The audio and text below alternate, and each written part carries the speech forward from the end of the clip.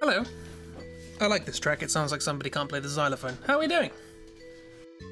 Welcome. I don't know where the last day or 2 days went because it feels like I was streaming like an hour ago. Hello. Hello. I have not had any frame issues on my end, so Twitch might be being a bit of a bother at the moment.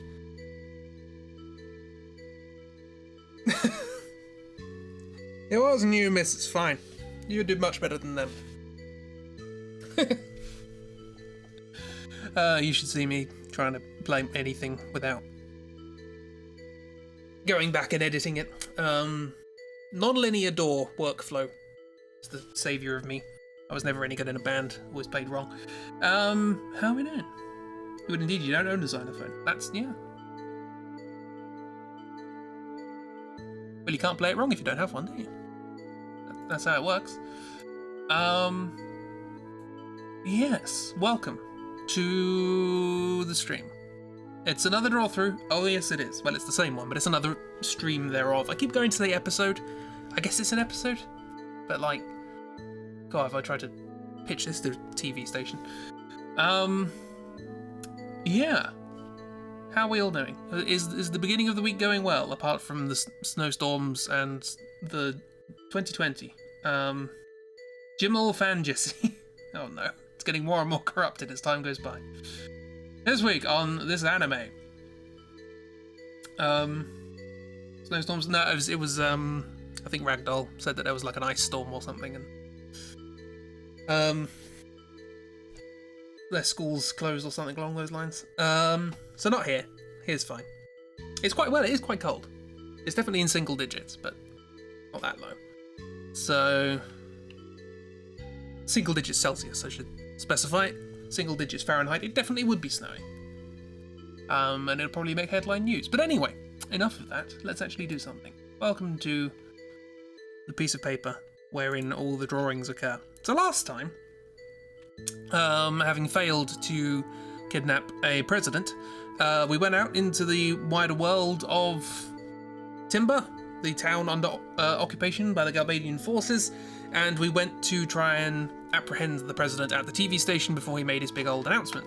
After a bit of an argument with the leader of the resistance here, Cheery,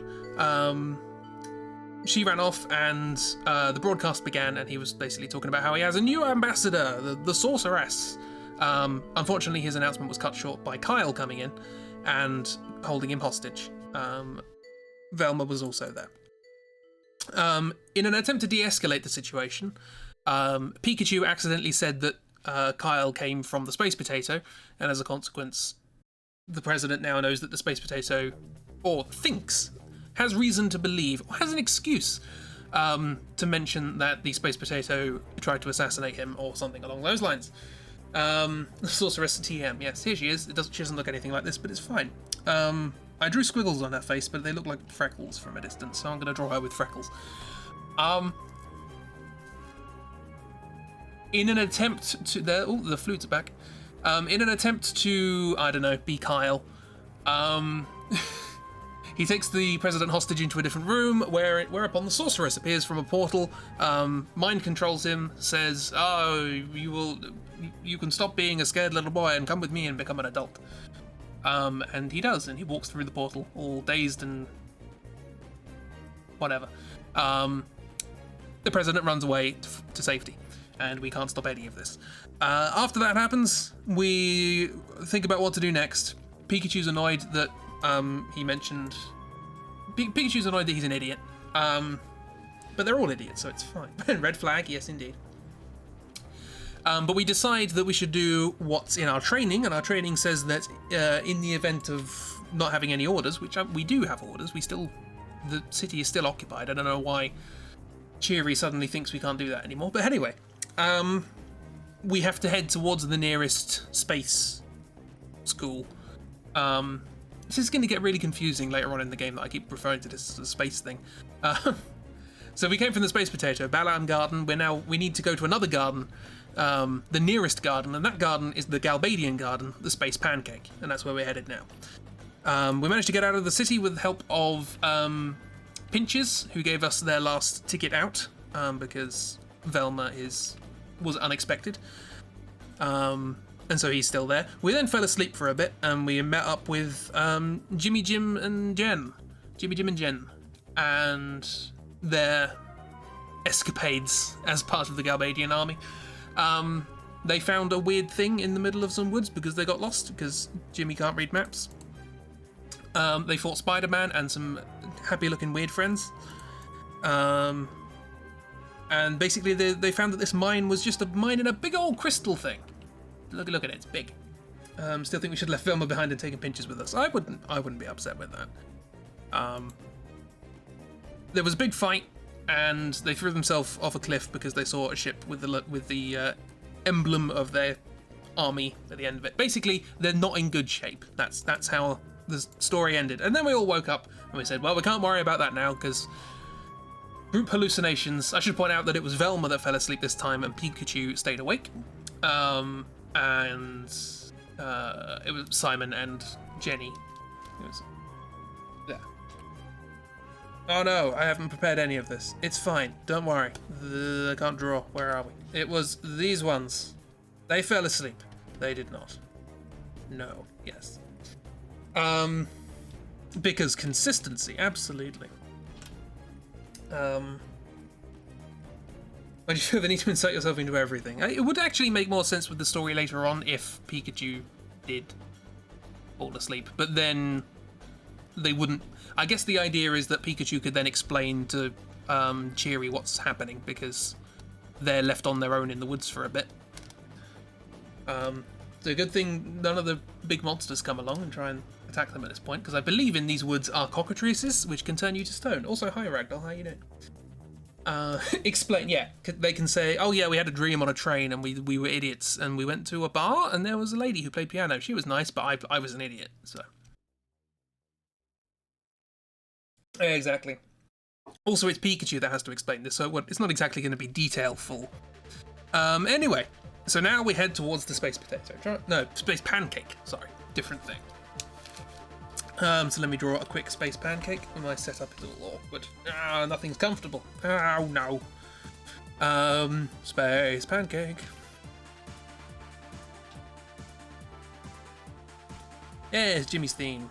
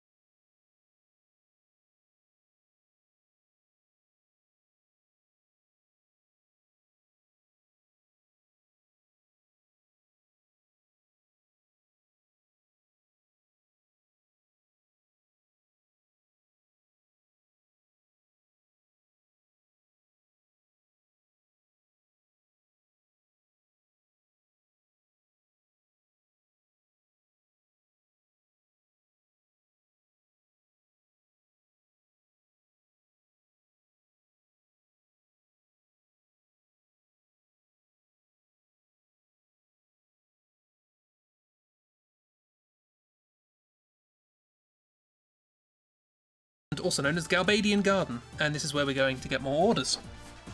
Okay, so we now, what do? We go in and we, hang on, let me save a little bit of time. Where are we?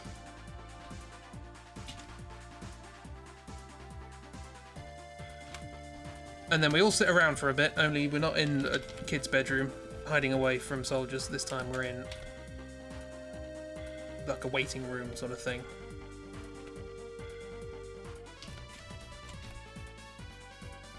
Inside the space pancake, and I think Velma goes off to talk to the officials here to try and work out what's going to go on, how they can get contact with the space potato and all that sort of stuff. Meanwhile, all the other characters... Go away, you. all the other characters mope about the situation and how bad everything is. Simon has leant against things for so much that he can now lean against things that are far away. He's practiced. It's part of the training to become a seed, you know.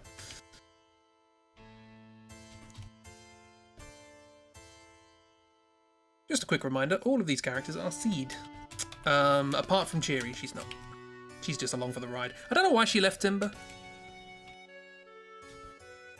You worried that much about it? Simon always leans, it's just a rule, yeah. Should be called Lehman. Lehman. Anyway, there's a door here. It's all sort of futuristic inside and everything's made of metal. Now, I can imagine it's very cold.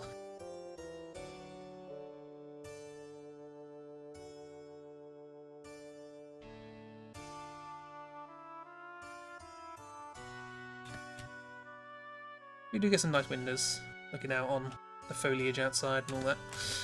Yeah, so this is the gist of it. And you wander around and you talk about, you talk to your characters and get dialogue and expository things and see what they're thinking about. And generally speaking, not a lot has changed since the last time you got to do that. Jenny looks like she needs a hug. She's doing some stuff. Bless her.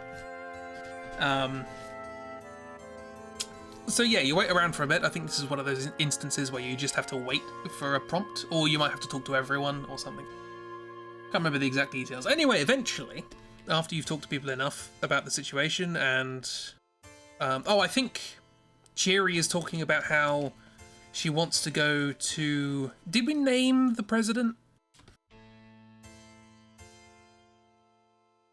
I still haven't looked up anybody to see how I should draw their hair.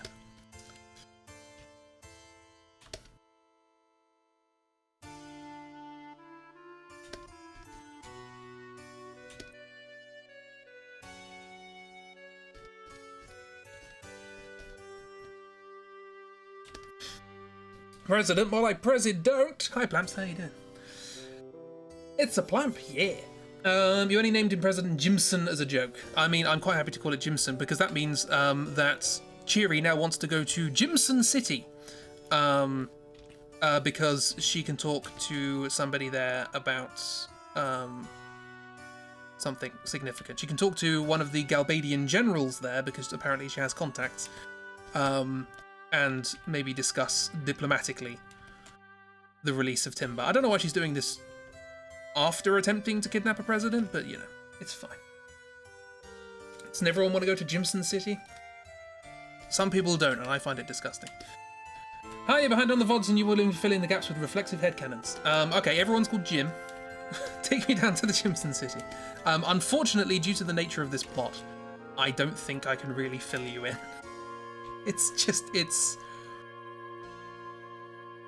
There's been very little dead air, and so far, but can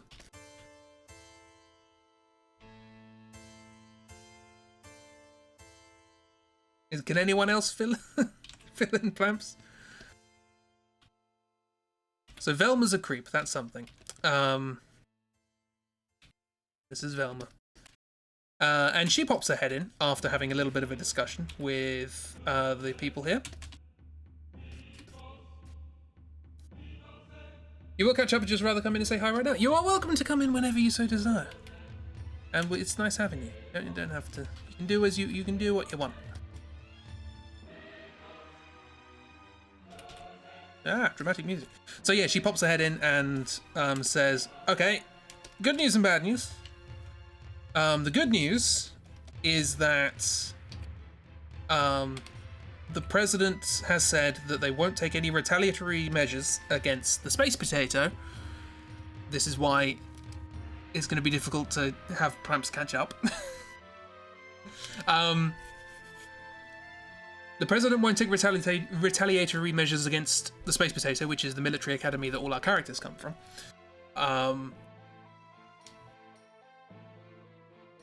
Because they understand that Kyle was working as... He broke away from disciplinary action. He was working as a rogue agent. That's not the fault of the space potato. Bad news when they get Kyle, they are gonna kill him. His sentence is execution. Oh, well, there's the thing. Our protagonist, Simon, is a 12-year-old in a 16-year-old's body after an incident with his rival Kyle. They're from an anime military school. Simon graduated with his team, Pikachu and Jenny. They went to a town called Timber to kidnap the president, but Kyle popped up, was dumb, and got kidnapped by a sorceress TM. Yep, that's pretty succinct. Other stuff happened, like we were bad at dancing, but that's probably not particularly relevant. Lots of red flags, yes. Velma is a creep. She keeps flirting with students. So yeah, add to that now that Kyle is now wanted for the attempted abduction of a president and will be tried by execution. So that's fun.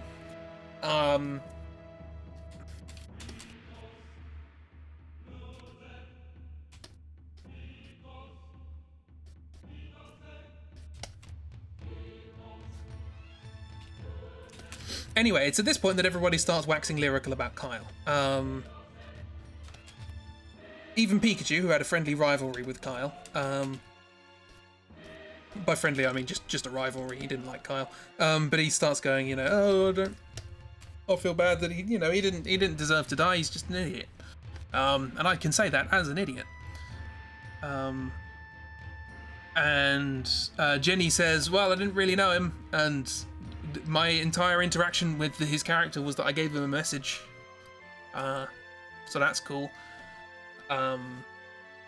Cheery says, oh, we met at the dance and he seemed very nice and he introduced me to your headmaster. It's a shame. I don't, you know, he was a nice person. And Velma goes, oh, it's my fault. You know, I wasn't a good enough teacher to him, and he always rebelled and I never rebuffed it properly, and you know, now he's dead, and it's such a shame, etc, etc. Why are they treating him like he's dead? So that our protagonist can say the following line. He gets all angsty that they're all talking about him in the past tense, and so he has his sort of internal winding up monologue where he doesn't actually say anything out loud, but his thoughts run round and round, and then eventually he bursts out just by shouting, I'm not gonna have people talk about me in the past tense, and then he runs out of the room. It's the first time you see Simon have any emotion whatsoever. Let's draw that.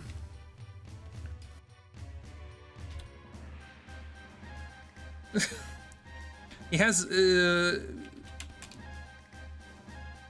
There is an explanation, I guess, for why that particularly hit a nerve. It's loose, but it's there. An emotion. Yes, our main character has no emotions. Well, they do, but they're very, very bad at vocalizing it. But he basically goes, why are you all talking about him like he's already dead? He's probably still alive. He's out there. I was like, don't. I imagine, you know, if I died, would people be talking about me like this? And then he winds himself up, basically, in his own head. Which, you know, I would mock, but I've done before. So, granted, you know. I was about to say granted I was young, but he's also young. He's 12. Mentally. So.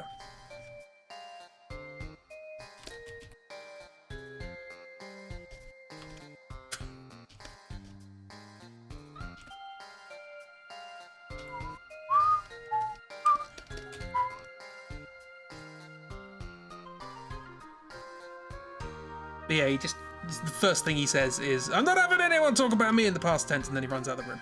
That's his entire interaction with everyone else. And people are confused. Rightly, I think.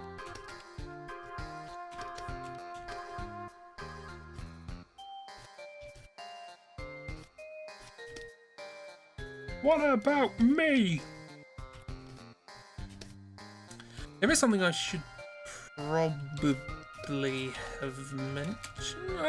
Not really. It comes up again. This is fine. Don't worry about it.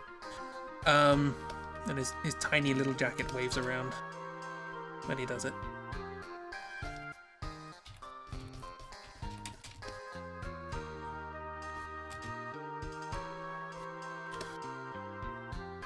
Well, if this is anything to go by, today's not going to be a fantastic drawing day.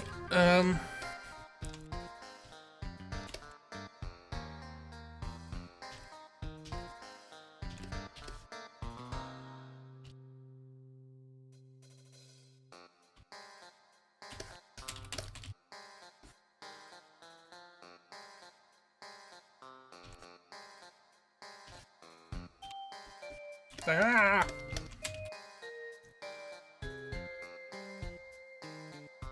He did an emotion. Oh yes, which is always good for a main character. I like comparing scenes in this to like scenes with the protagonist of Final Fantasy IX because they're just so different.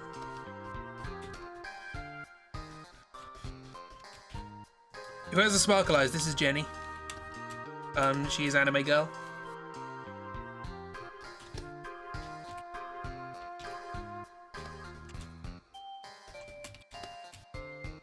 Can't remember why I drew her like that. This is co-opted from a scene from earlier. I just nicked half of the assets. Jenny Eric. That was it. Yes. I should introduce people individually. This is Cheery. Oh, I should probably also draw Cheery's dog, who goes around with her everywhere.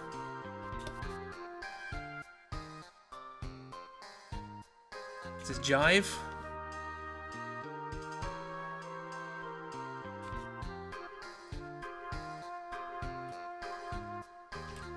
Jive doesn't really do anything in the plot, but they're there.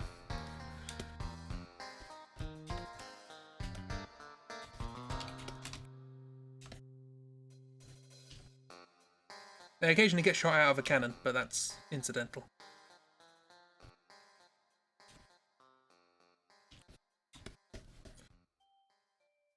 Jive is why we keep going. Jive is, so far, the best character. Yeah, so we have Jive and Cheery. Cheery is, as far as we're concerned, the leader of the resistance in an occupied town we've just left. The town is occupied by the Galbadian army, who seem to be a bit of an all-powerful military force. We have Simon, S-I-G-H Mon, our main character, who's angsty anime teen. We have Jenny Eric, who is anime girl. We have Pikachu, excitable punchy boy. And we have Velma, inappropriate teacher, who actually turned out to be 17, 18? 18, 18, I think. But nonetheless, still inappropriate. That's the only one with brain cells, yes. Leader of a yes, the resistance consisted of 2 other people. Actually, there were more people on the train, but they don't have names, so it's fine. Still not okay, I know. Still not okay. Pinches and patches, yes. We'll probably we will, yes, we will meet them later. But I will probably have forgotten their names by then. Dare I ask about the 5-star lamp in the corner? Absolutely. Before you got sent on the mission to liberate, that's the word I'm looking for, liberate a town from its occupation, the headmaster of the Space Potato gave you a lamp and said, have a lamp. You can use it at any time. I just like putting it there to remind you that you have a lamp.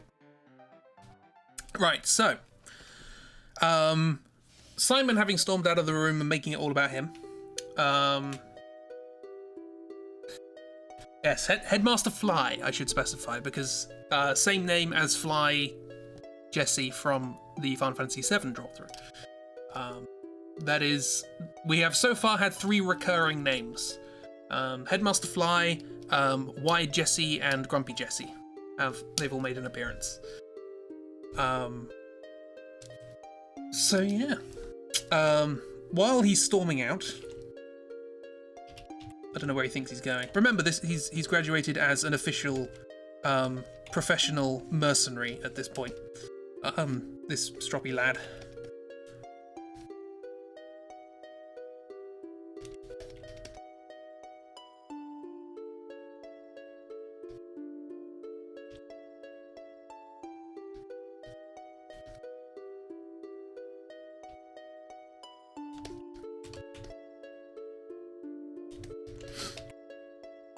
Yeah, I don't know what it is about this draw-through that just... I think it's because it's already nonsense. That the nonsense I'm saying about it in our made-up language sounds even more like nonsense. Professional, absolutely.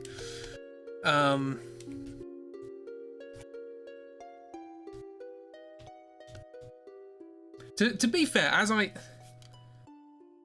as you play through the game, there are things that characters do, and you're like, why on earth did you just do that? But now I'm actually saying them, I'm starting to connect some of the dots that there might actually be a bit more character development under the surface than I originally gave it credit. But the fact that I've played this game 12 times and never noticed is either an indictment of me or the game. So, you know, I'll leave that up to you.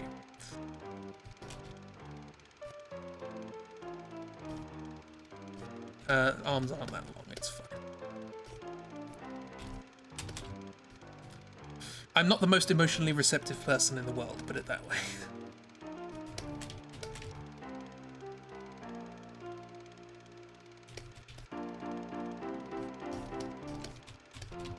Tiny jacket.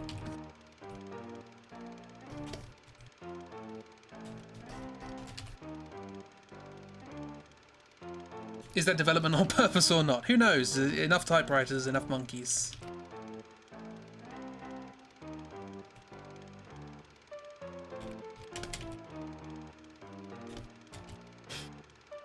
Is it development because of the game or because of us? No, it's nothing I've been saying is intrinsically about what we've been saying about this. It's just, it got me to question, why does he make this all about himself? And there is kind of a reason. Whether or not I will ever get to the point that I can explain that and us remember that this scene ever happened, who knows? It's a while off yet. Anyway, while we're storming out, a couple of people call out our name behind us. Let's see if I can remember how to draw them.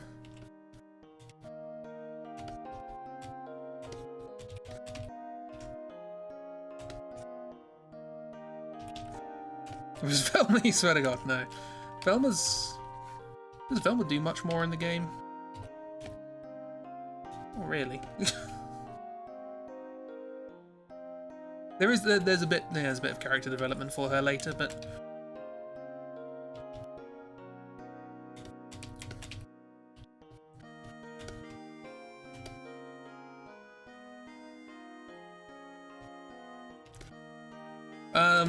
Chippy, you might have to help me remind me how I draw these characters. Don't know quite why they're running like this.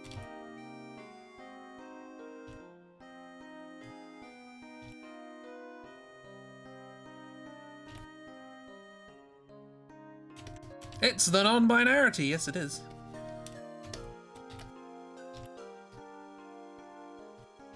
Because they are here. The non-binarity are explanations. So Kyle, who was a kind of our rival, Simon's rival back at school, he had a group of friends called the non-binarity.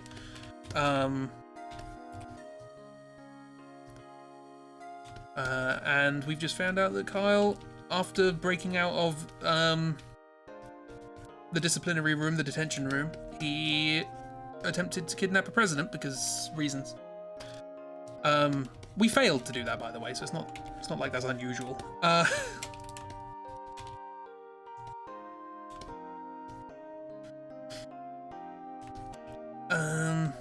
don't know how things work. Was he wearing shorts? I think he was wearing shorts. And I think there was like a cross thing over here. Like a little vest.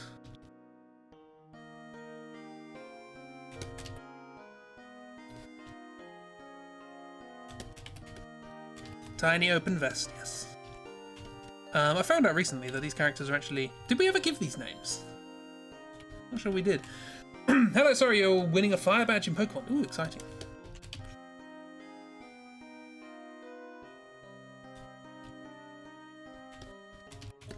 He also has this weird... He does have a weird weapon. I'm going to draw him holding it. Thank you for reminding me. To be fair, now that we've seen somebody who uses an anchor as a weapon, is this weird?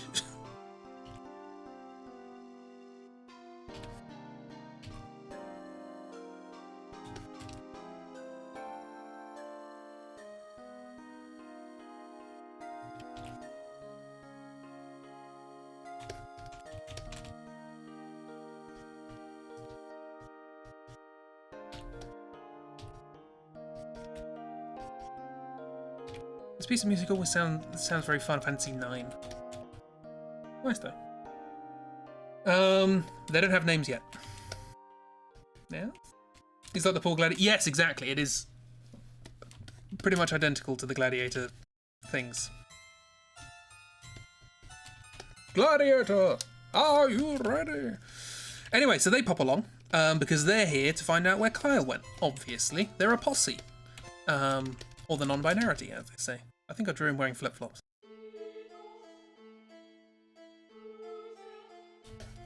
Seems like the sort of person who wears flip-flops. Anyway, I found out when I can't remember what I was looking at.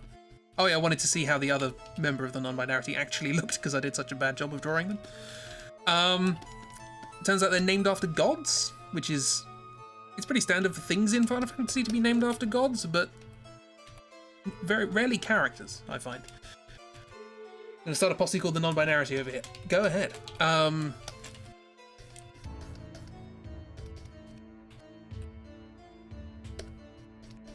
don't think that's it. Did I give him hair? Facial hair? I think I went to, and then I was told not to because they're 12. Yeah, storm gods, yeah. Or like a water god and a wind god or something like that.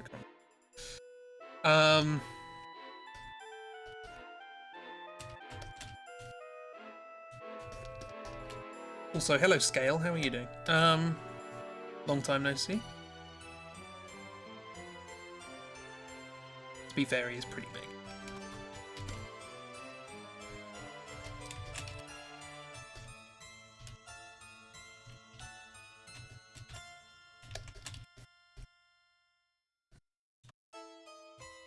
I think it was that eye, wasn't it?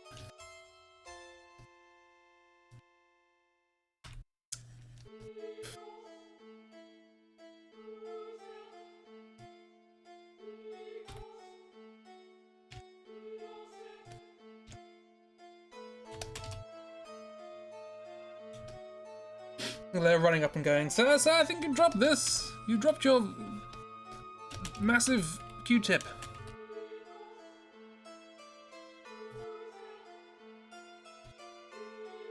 Just as a reminder, this one ends all of their sentences with you know. And this one shouts single words as sentences. Like rage.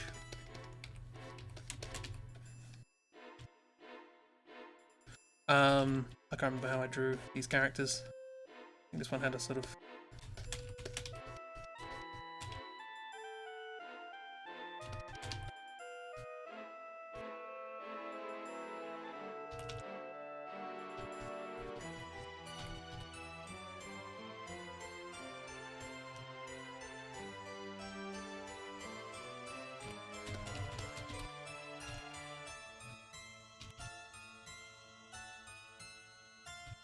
Because, you know, anime. It's fine. I can't remember her outfit at all. It's blue. I remember that. The you know one has the same energy as thinking very hard about a sentence you know is correct but still ending it, if that makes sense. This is what the entire draw through. You get by life using single word sentences. Coughing, latte, large. I think she tries to make sure that her sentences don't connect. So she sum up her entire... Like I said, I think it's mostly feelings. Like she just says feelings. Like, enraged! Etc. Big jacket? Give me a big jacket.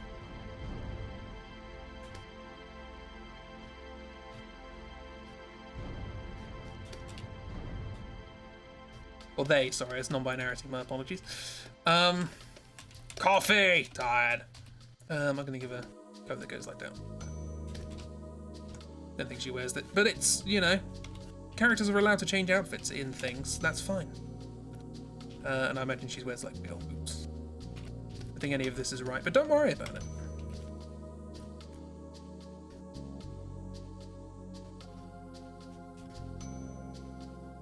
You know, that is an interesting thing about the non-binarity. Is I'm pretty sure the more masculine character is wearing more revealing clothing than the more feminine character. So that's a turn up for the books in an anime. Lack of coffee is a feeling, though that feeling might also be called headache. Oh. Kyle can only wear the tiniest vest for tops, yes. So yeah, they pop along and go, wait, have you seen Kyle?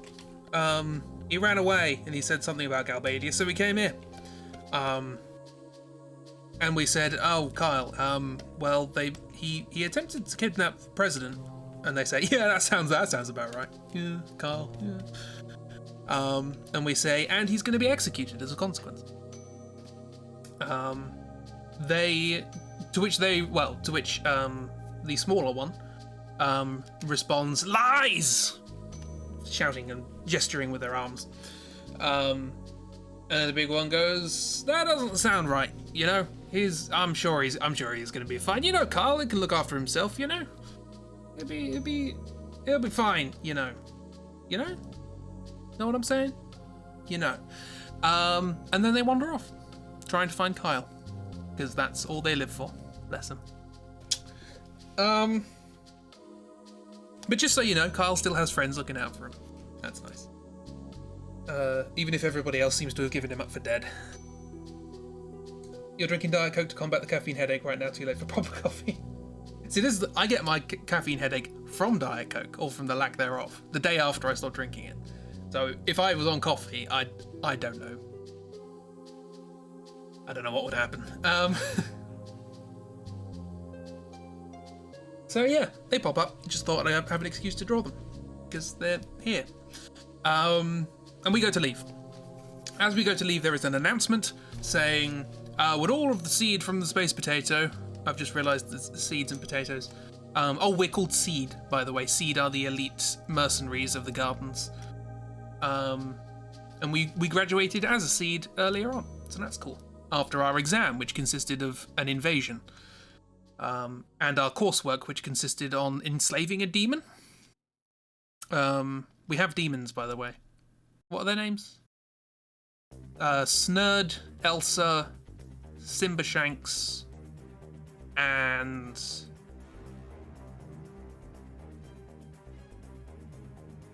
Loots are back. Torchic, that was it, yeah.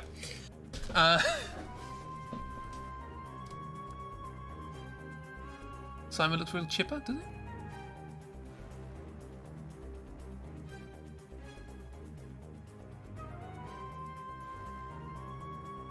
Float!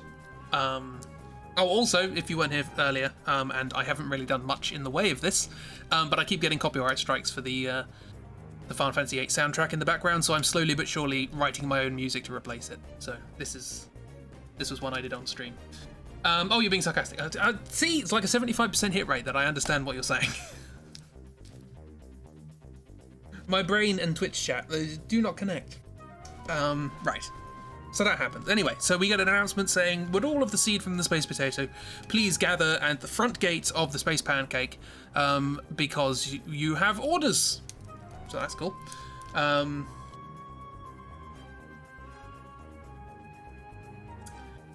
You didn't write it properly? No, it makes sense now. Now that I've understood. Sarcasm is hard. There is the carrot, the character that looks like that.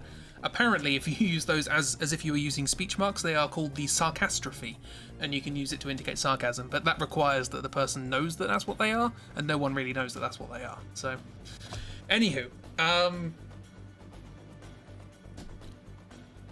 exactly, yes, Carat, C-A-R-A-T, I believe.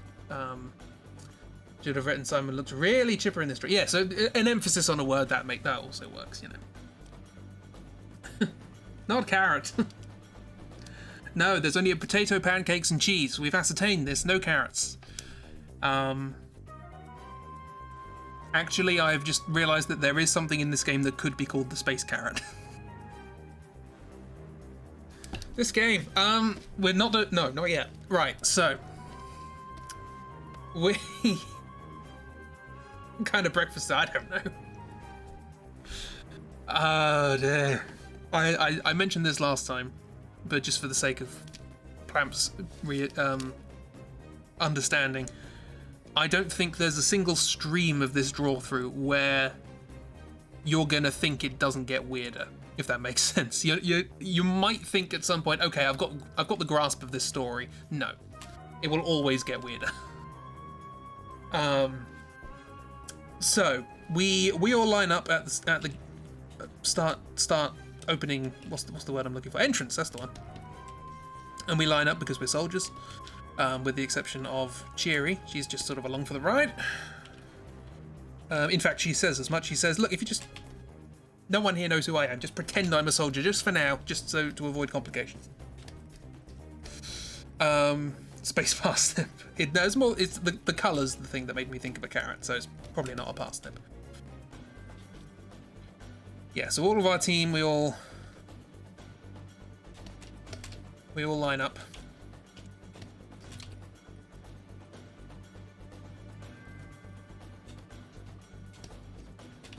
Trying to think who is.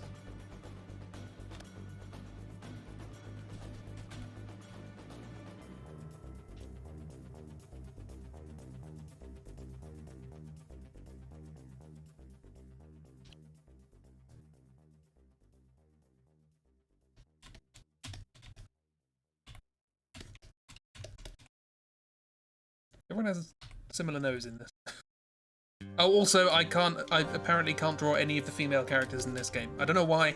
Every time I try, it turns out terrible. I thought I was having trouble with with Simon's hair, but for some reason, just every female character's face just does not look like what they're supposed to look like. Had everyone stop being angsty for 2 seconds. Apart from Simon. Simon's always angsty. Yeah, best friend. I don't know why I like this one so much, but I do. Also, Pikachu has a tattoo on his face. There's going to be a lot of alsos.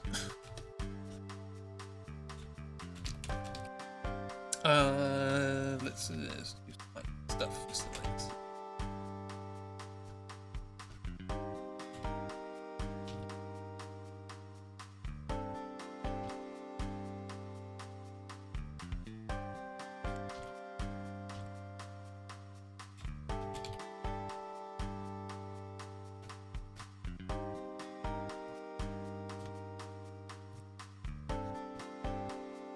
Also.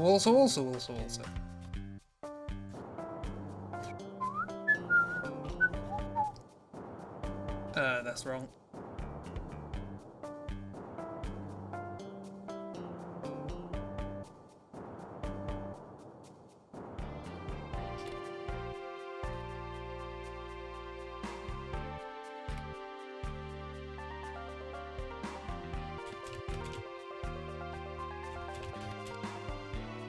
You only signed up to this anime for angst. There will be plenty of angst, do not worry.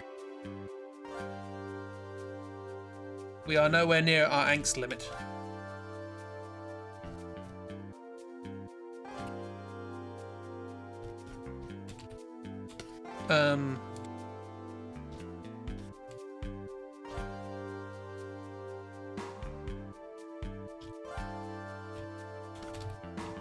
Anyway, the bowling pins are here. I have to draw bodies, I guess.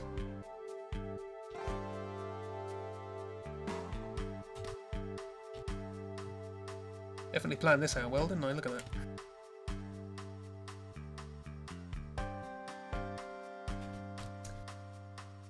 What a team!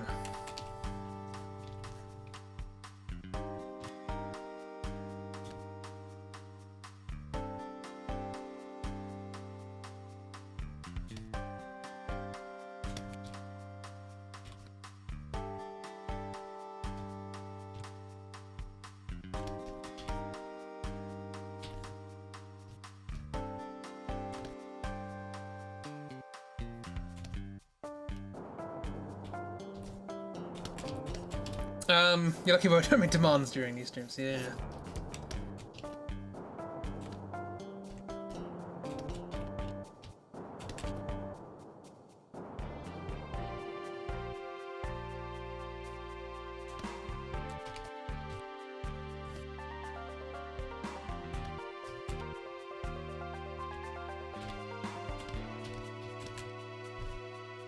An angsty 12-year-old, a rebel, a Pikachu, sexual predator, and a generic anime girl.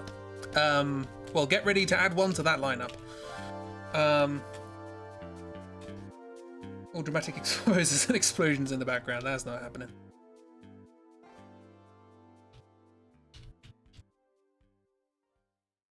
Team isn't big enough just yet. Oh no. Almost done though. The main cast of this game is quite small.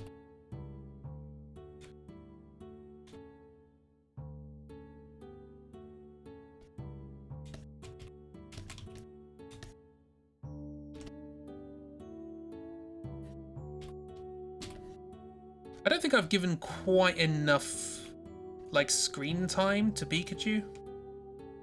Because he says a lot. Like, he's very excitable. Oh yeah, I was drawing her with Sonic's outfit for some reason.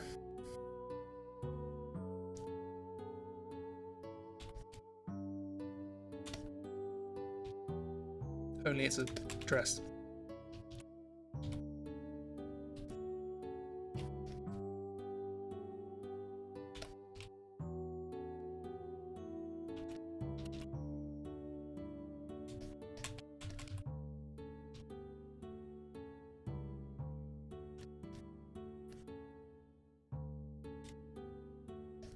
That'll do.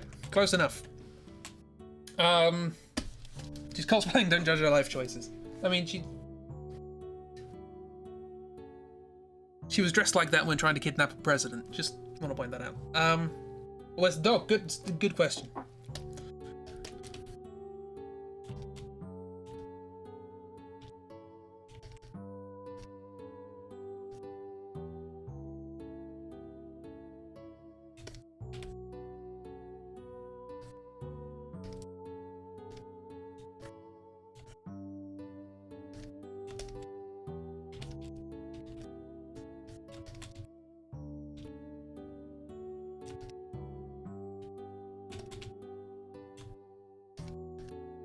There we go. So yeah, we line up and we are addressed by, I guess, a character you need to name. This is somebody who is, I think they're a general. I think I'm right in saying. And he says that he has orders from the Space Potato. Yes, I do want music to keep playing, YouTube. Thank you very much. I have orders from the Space Potato. And I'm gonna need you to listen up and pay attention because they're important orders. I can't remember what you look. I think you have like slick back hair. Quite a long face.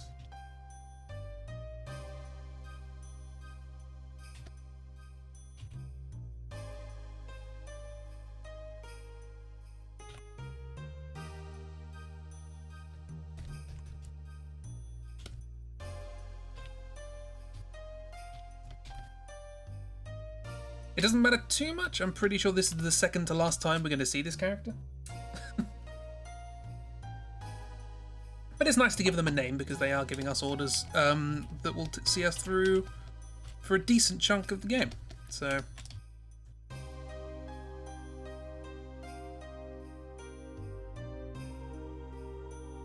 I think he has a moustache. He does now.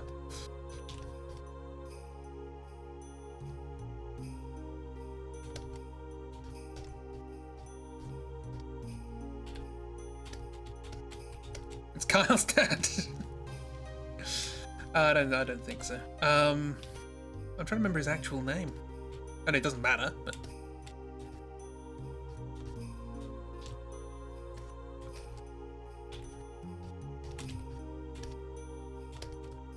I got medals on his chest and sorts of things.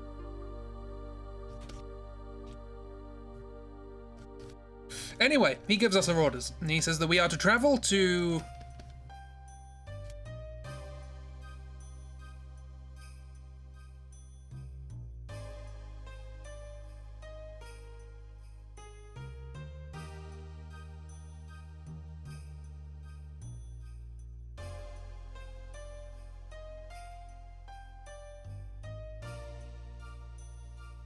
Yep, that was right.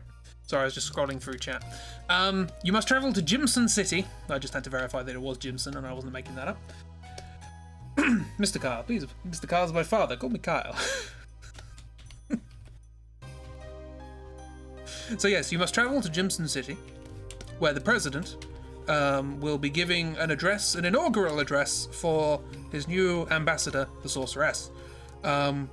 We do not know much about this sorceress, but we do know that she is a danger and must be stopped under all circumstances. And thus, your task that you must undertake is to assassinate the sorceress.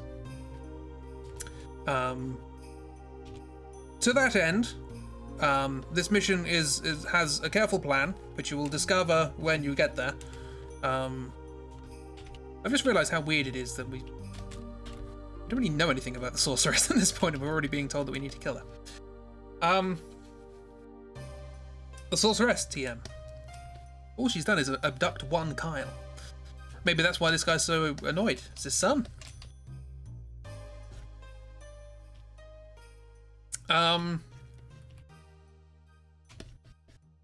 He's also quite small and leaning backwards.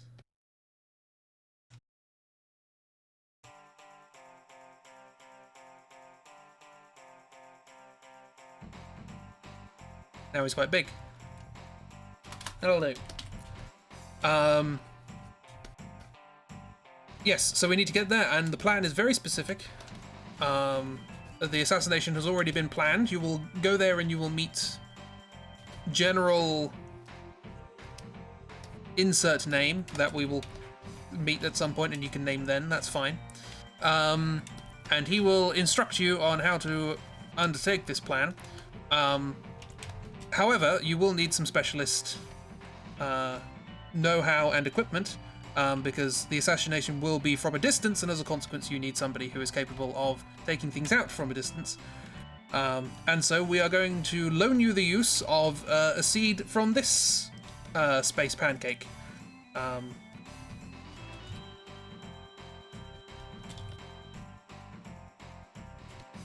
Who is an expert in sharpshootering.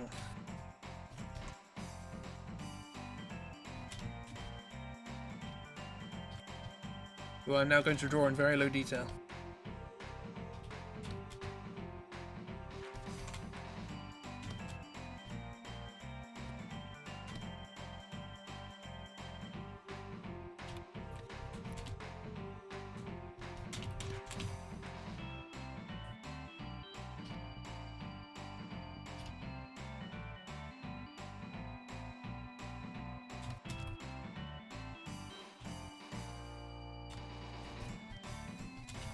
Vaguely remember this scene.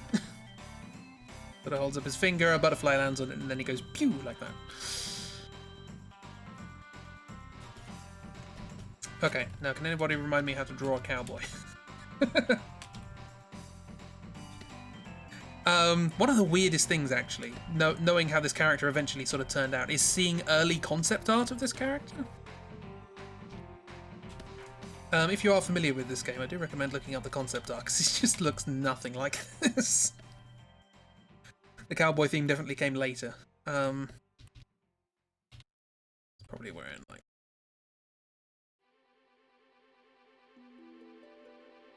like spurs.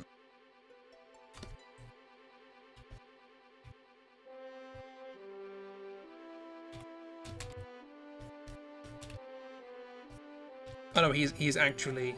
I forgot about this. He is actually holding onto his rifle while this is all happening.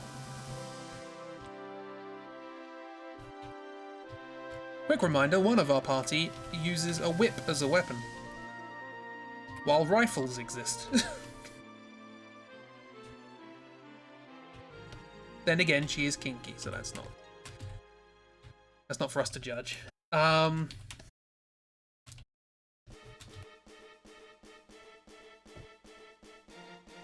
think he's wearing a little waistcoat as well. And probably also nothing underneath it. Except for these characters and these things.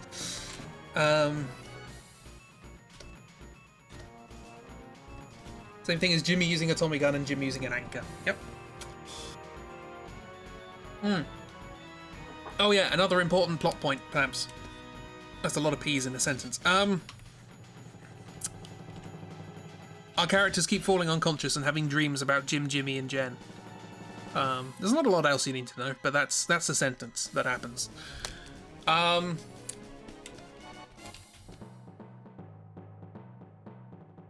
So yeah, we get introduced to this character, who I will now attempt to draw in slightly more detail.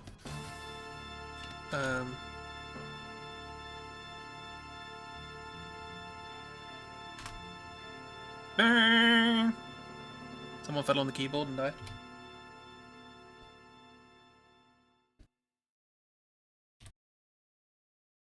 Cool. Right. So as a first impression, how does this sound for you? Jesse McCree, or whatever you wanna call this character, begins by walking up and down and inspecting us, and then immediately, while his superior officer is still in front of him, starts flirting with the female characters. He also, to make my life a bit easier, has a ponytail, so that's cool. Red flag. Oh yeah, I made a red flag emote specifically for this stream. Or for these draw-throughs, because there's a lot of that in this story. How'd you draw cowboy hats? Oh, how'd you draw? Oh, this is going to be a thing, isn't it? Google cowboy hat. They're like Pringles, but with a fez on top.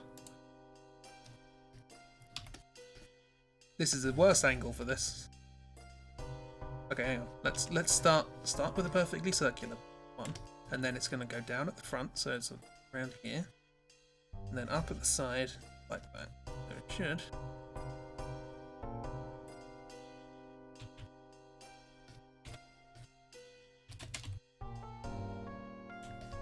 Close enough. Let's draw cowboy hats. The chant of the draw figure.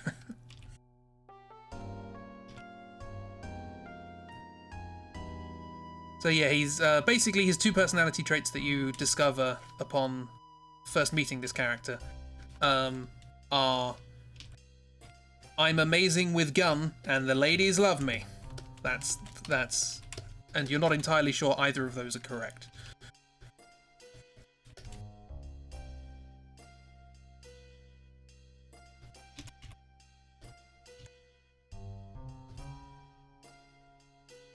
I think he's got a long nose as well.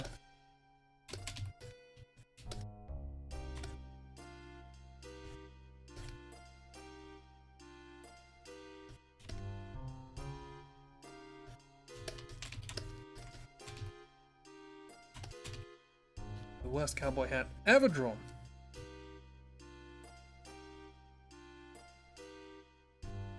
That's closer, I'll go with it. Squall? No, Squall is Simon.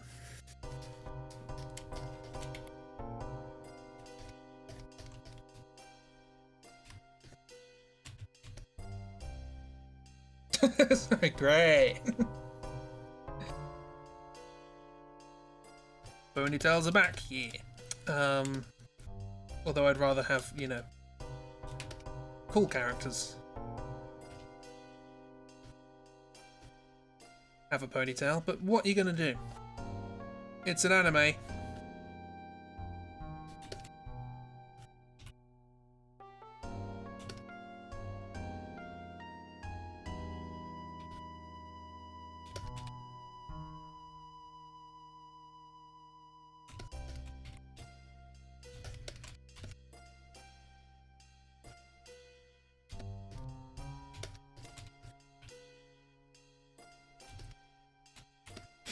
All the characters in FF7 were so cool. Look, I'll have you know, Le Egg was great. I'm just gonna have him finger gunning the entire game.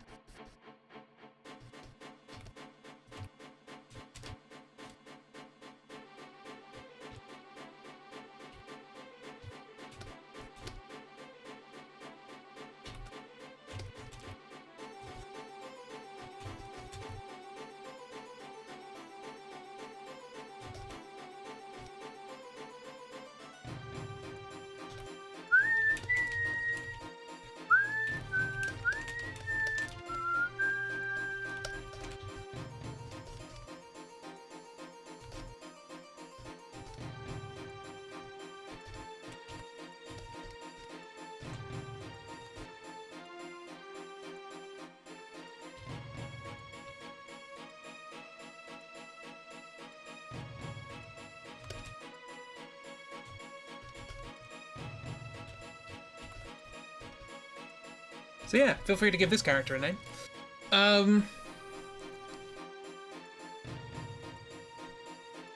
You knew her name, so that's a thing. Yeah. I believe the main characters in most Final Fantasy games are named after weather in some way. So there's like Cloud and Squall, Lightning. That's about it.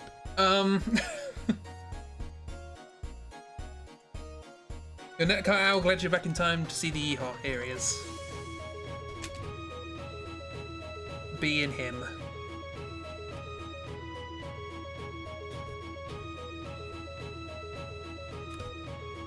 I can't draw guns. It's fine.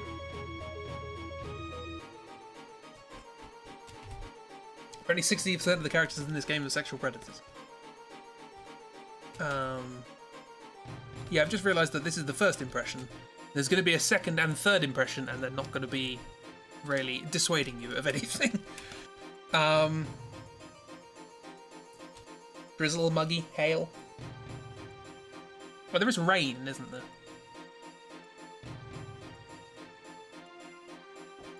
Oh, here's the most interesting one, actually, is 10.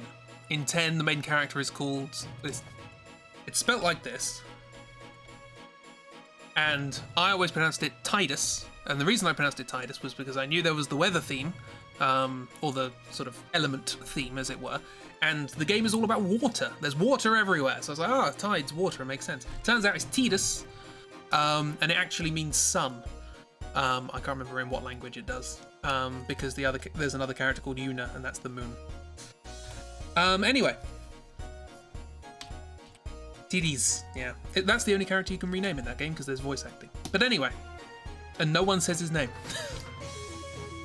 Did not realise that when I was a kid. Yes, so. He introduces himself with finger guns and flirts.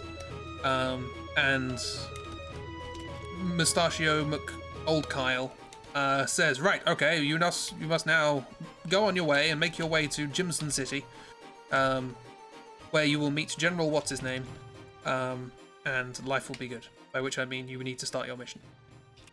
And are we calling them Jesse McCree?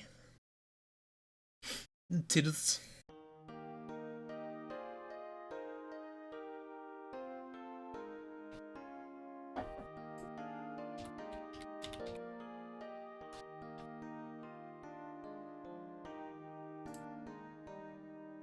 I think the best name I saw anybody use for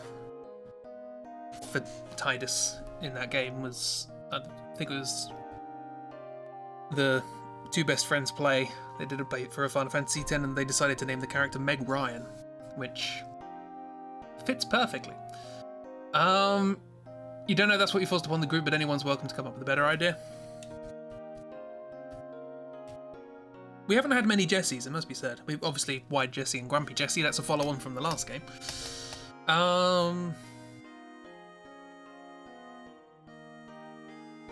But mostly gyms at this point. Oh, Dishonored Jessie. I forgot about Dishonored Jessie. Although that was just because I drew her with big hands. Oh yeah, Plamps, there's a girl called Dishonored Jessie. We saw her right at the start of the game. She didn't do anything. But she recognised our character. That's all it was. And then we saved her from a big bug. That's all we know. Fly, yeah, Fly also's got a returning name. I think Dishonored Jessie's the only one who has an original Jessie name. Should we make that too? I'm happy to just call this character McCree. But we know that it's Jessie McCree. McCree Jessie? That sounds even worse. Sure, McCree. Jesse McCree.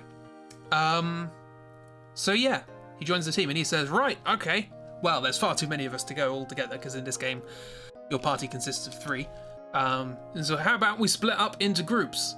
And I've just realised sort of how funny this is. He takes it upon himself to split the characters up into groups, and he decides to go into a group with Jenny and Cheery. And he puts his arms around them and go, this seems like a good group. That's absolutely fine. Let's do that. And you get the choice to say no, or sure, whatever. The thing that made me laugh about that is that clearly he's going for the whole kind of womanizery sort of thing. He's at least our age. I just want to point that out. So that's something. But the funny thing is Velma's not in that. Velma's not included. So yeah, that's your second impression of him. He immediately says, "I'm gonna go with the girls." He's at least 12. I don't think anyone in this game. I think the dog might be older, but other than that. Yeah, and with that, you leave the Space Pancake and you head towards Jimson City. I'm not going to bother drawing this, but this is your third impression of Jesse McCree. You get on the train to go towards Jimson City. Dog is the adult supervision, yeah. Jenny, you have my full permission to kick him whenever he's within reach. So you get on the train. Jenny, being very excited about trains, obviously. Well, actually, no. I think in this, you get on the train and you immediately open the door because you know that Jenny's going to want to go in there and look out the window and see all the things rushing by. She likes to sing her little train song. And so you do that, and she goes, "You're learning," and she goes into the corridor. And then I think Jesse McCree walks in already trying to flirt with Cheery. Cheery brushes him off, and so he goes into the train proper. You follow him, and you find that he's already immediately chatting up Jenny. You interrupt and say, "Hey, can we be professional here?" And he's like, "You don't understand me." Then he walks back into the main train compartment, where you find he's trying to chat up Velma. And when Velma says something dismissive, but nonetheless still flirtatious, you would think they would get on with like a house on fire. He pulls the kind of loner act of like, people don't understand me, you know, I'm a sniper, I spend all my time alone, so I'm very personable when I'm around people, and you people just don't understand. A bit incel-y now that I think about it, but don't worry, it's only this bit, it's fine. So he tries to pull the kind of, you know, intriguing stranger card. It's complicated, yeah. This draw-through is making me defend characters more than I have ever defended them and not feel good about it.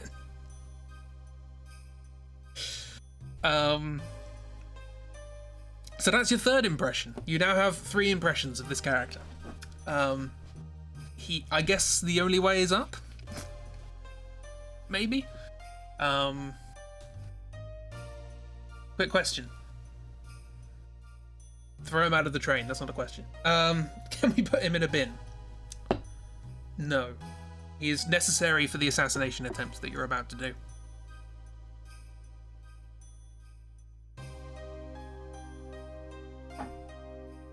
Although, given that we have introduced this mysterious character, who seems to have a lot of powers of mind control and abduction, I'm sure that this will go absolutely perfectly and the game will end. Can we make him wear a bin? Yes. Up on there, I guess.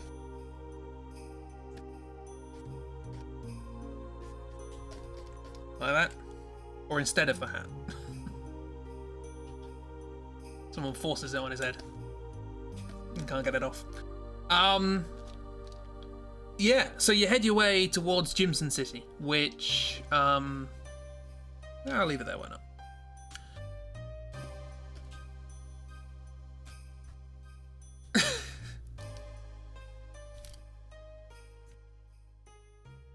My bot occasionally says that people leave or join randomly for no reason. So I just see in my bot, Just Miss Art. Can we make him wear a bin? Just Miss Art. Ha ha ha. User Just Miss Art left. It's like, what a weird string of events. If you put him in a bin, you don't have to put him in a cowboy hat all the time. Just saying. That's not good. I guessed as much. It was a bit too quick for... Just like, ha came up, and then just Miss Hart left. Anyway, yes, we go towards the city. The city is this. We have been here before. You're popping between tabs if that affects anything. Probably not. Otherwise, I get alerts all the time, and it's only frequent. It's much like a lot of Twitch API. It's very unreliable. Yes, so we go to the city, Jimson City, and it turns out we have been here before because it is the city where Jimmy et al. Came and watched Snow play the piano. These sentences. So if you remember that with the bad parking, I don't think I drew a picture of the bad parking, did I? That was the dance. You're doing great. I'm trying. There's pictures and patches. Oh, there's No. There's Jimmy chatting up No, by which I mean blathering on and on. There they are at the piano. He gets leg cramp. No, I didn't. Okay, cool. Here's Jimmy, and Jen, by the way. We fall unconscious and say and go through their adventures, or misadventures, should I say? Anyway, so we go to the city.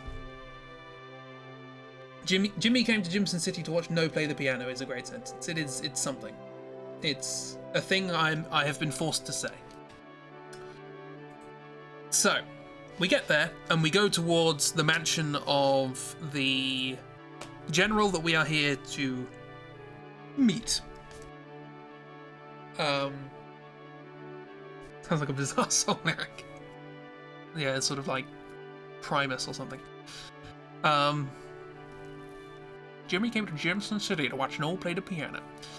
So we go to the mansion, and unfortunately there's a soldier in front of the mansion, and the soldier will not let us in unless we can prove that we are elite enough to do this mission or something. We have to go and prove ourselves because gameplay. So what do we have to do to prove ourselves? Well, we have to go out of the city, away from the city. I don't know. This bit makes no sense. Do you know what? Actually, I've just thought of this. I know why they do this bit. They do this bit because otherwise the area you're going to go to would be optional, and they didn't want it to be optional. I think that's why they do this bit. They want you to go to a ruined castle labyrinth thing. A very long way away, actually. It's not a close walk. So you have to go out of the city, all the way to the end of like this peninsula, to a labyrinth thingy-mabob, and inside somewhere should be hang on, I know what I'm going to draw just while I'm talking about this. Inside should be the equipment of a student or something who got lost in there. I don't know exactly what the gist is, but there'll be something on the floor, and there'll be an ID number of a student, and it would be nice if you can get in there, find that, and come out. Then he'll know that we're brave enough to do the thing that we're supposed to do for some reason. I don't know. We don't actually have to do anything else in there, but there are other things to do in there, and I think we should do them. It's up to you. You don't have to. But I will demonstrate what occurs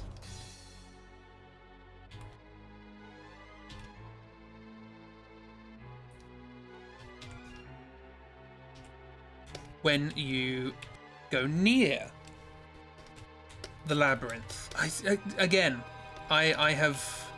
think I have said on several occasions, you will never know what's happening next in this story. The game will not let you know what's happening next. You will have to just see what happens. Because I can think of at least 6 plot points later on in the story where you're like, where did that come from? This was not one of them, actually. This is just one of the things that you sort of do in the game, and only saying it out loud, you go, wait, what? They've hired us to do an assassination, but they want us to go and prove that we can do it, even though that they hired us already? What?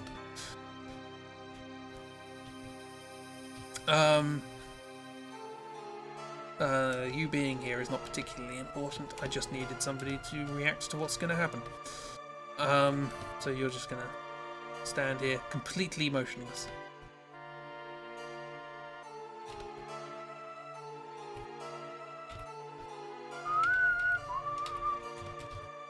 This is like the Sorceress's music. Pretty nice. Some good oboes.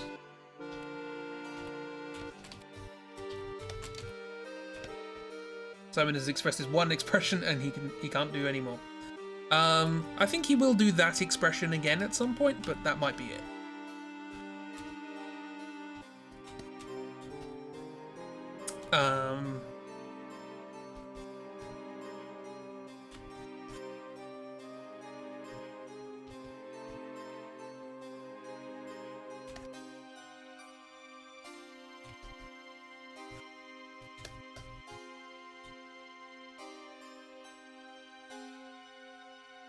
So what happens is you go to these ruins, and immediately as you get close to them, a couple of presumably also students, I don't know where these students are coming from, run out screaming, but they're screaming a particular word, and I want you to guess what the word is. And I want to see how long it takes for you to get even close to what the word is going to be that they are screaming, running out of an old creepy labyrinth.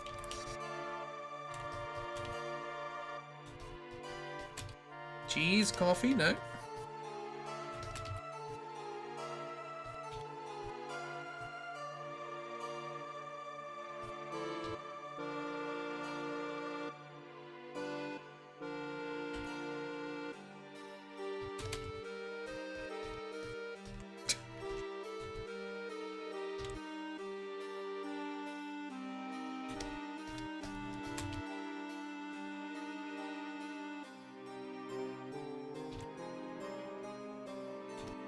Octopus, land shark, no. I'll give you a clue. It's not a noun.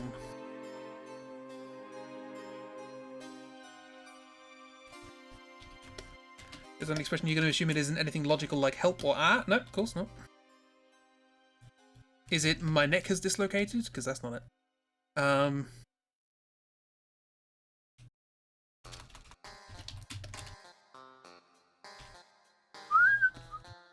I think this is the music that plays in the city? In Jimson City? This is Jimson City music theme. Coming to you live from Jimson City.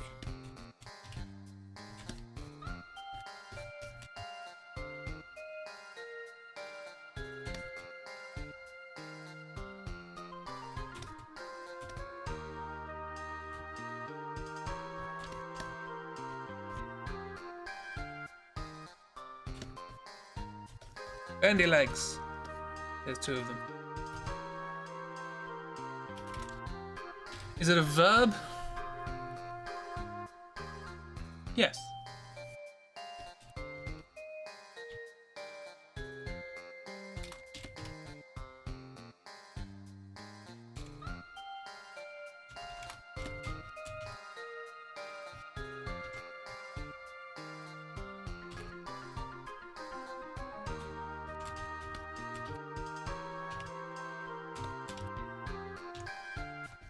Scared? No, that doesn't make sense.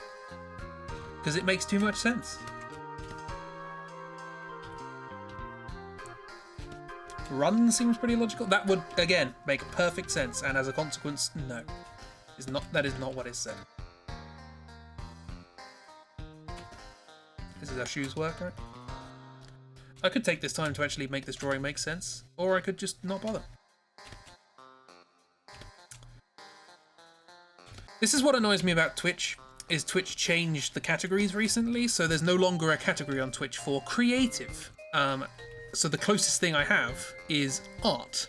And I want somebody to come to this stream thinking, oh, an art stream, I wonder what this is about, and then see this.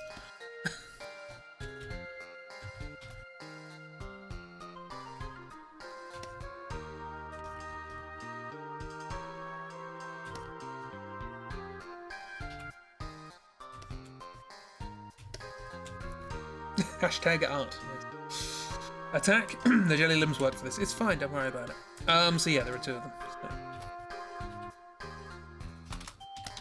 Do they tessellate? Particularly?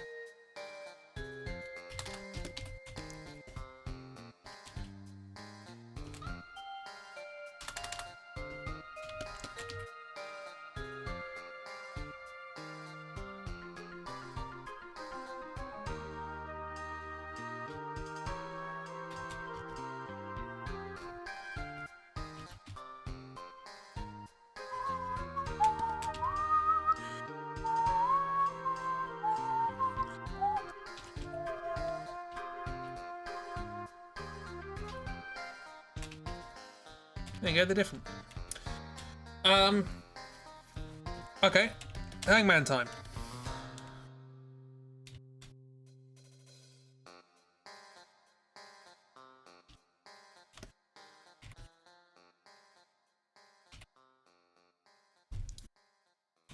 Pick a letter. Haven't played Hangman for a while. E? Nope.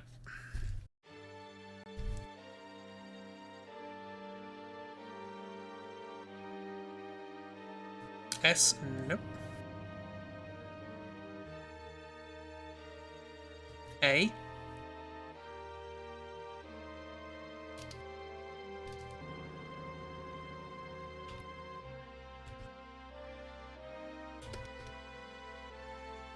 How would you build the thing? Isn't it like those little structures and supports? No I. There is a T.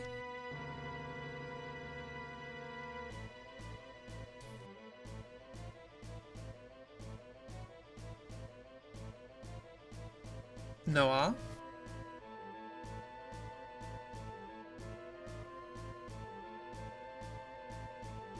Is this what you expected from the draw through? Oh, there is an O.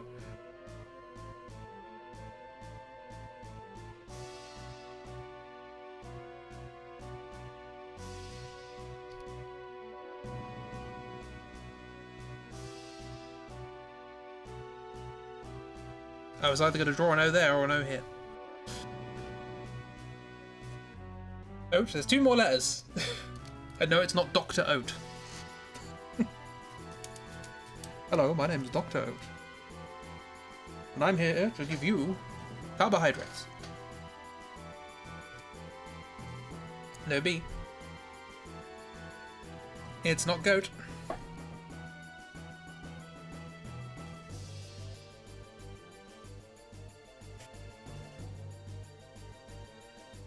There's an L.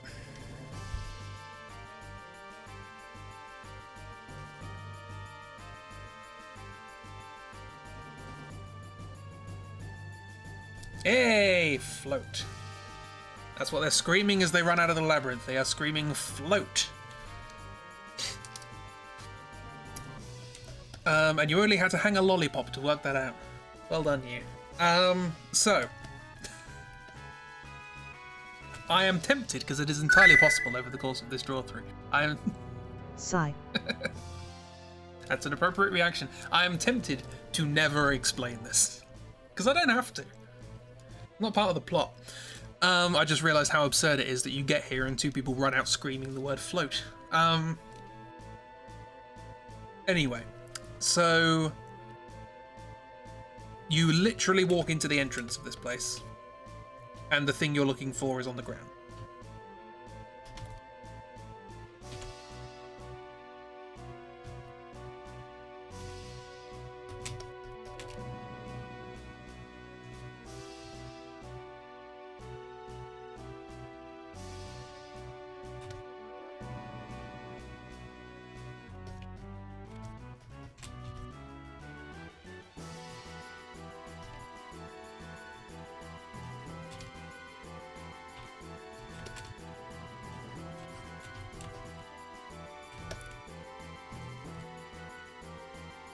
think it looks like a gun blade or something. There's like a number on it. 3-digit number that you need.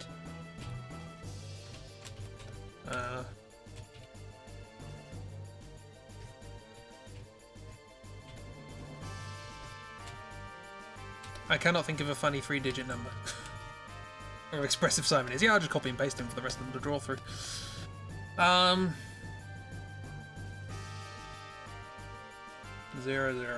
It's fine. Right. 420. Oh yeah, of course, 420.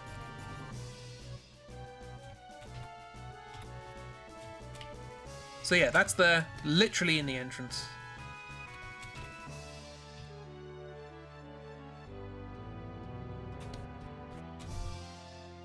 And if you want, you can leave now. Or you can explore a bit further. It's up to you. It's all drippy and it's got some nice music. Unfortunately, I have replaced the music in this place with my own piece of music, so I can't play it. Do you want to explore some more? Do you want to play more Hangman? Nog. There is so there is actually a thing here. Am I gonna? No, I'm not gonna make you do that because this is a labyrinth, and you have to. It's not really a labyrinth. It's pretty easy to navigate once you know where you're going. But the game. How can I explain it? So, it's sort of made up of little corridors. So like, and some of them just sort of curve around and meet each other like that. But the thing is, if you're here and you're facing this way, right, and you travel north, this is all you can see here. This little crossroads. If you travel north, you will end up here and you'll be facing this way. If you decide to then go west, that's the one, then you will travel west, and you will be then facing this way. But the screen looks exactly the same. So forwards is now that way. And if you decide to go this way, you'll be going here, and now forwards is back the way you just came. Because this place is just a mess, really. Anyway. It's difficult to explain that without actually doing it. But yeah, I remember getting frustrated by that as a kid. Because just my sense of direction is bad as it is. Okay, so you can explore a little bit more. Upon doing a little bit of exploration, you find a plinth. Here is a plinth.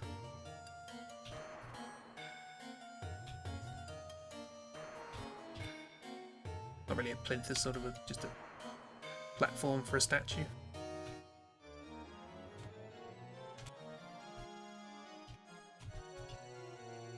And by the plinth, I think, is like a lever or something. This is turning very Citadel of Chaos. At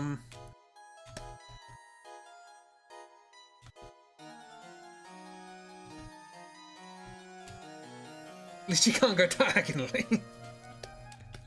No. Also, there's no castle, so I'm fine. Where's Beth? I'll smuggle Beth in here somewhere, it's fine. You also fight blobs in here.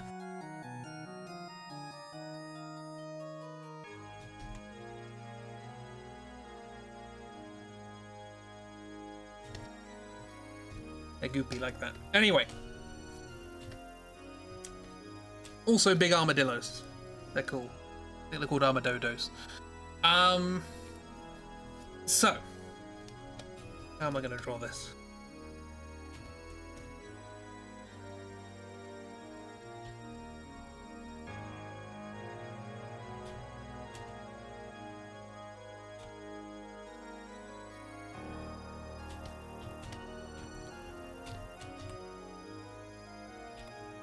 Friend of the blob janitor, possibly.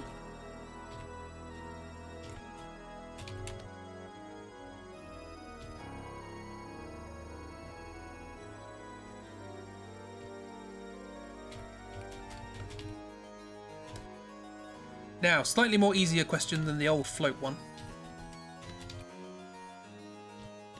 What would you expect to find in a labyrinth?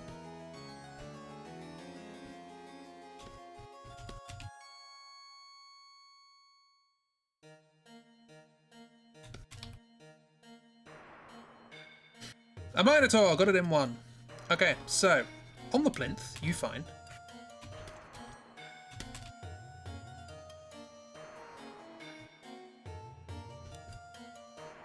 a big ol' Minotaur.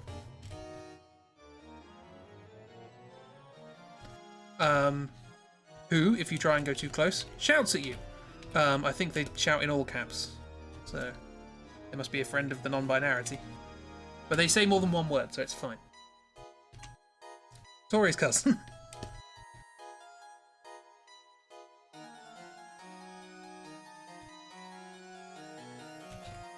Got all the monster cousins in here, it's fine. Might actually have a nose ring. Now I think about it. Might not, but it does now.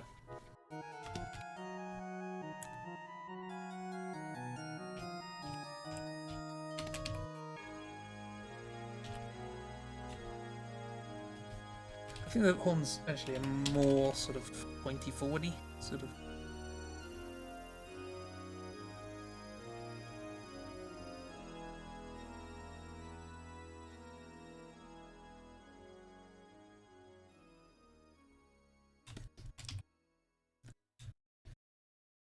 That'll do, it's fine.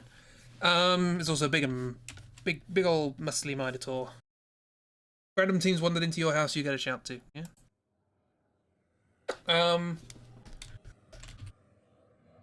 This one I think has human hands and hoof feet.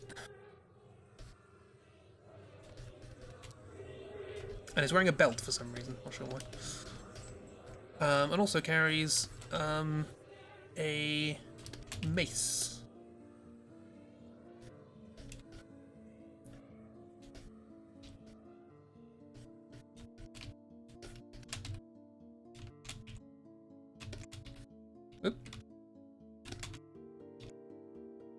Feel free to name this friend, by the way. And by friend, I mean he attacks you.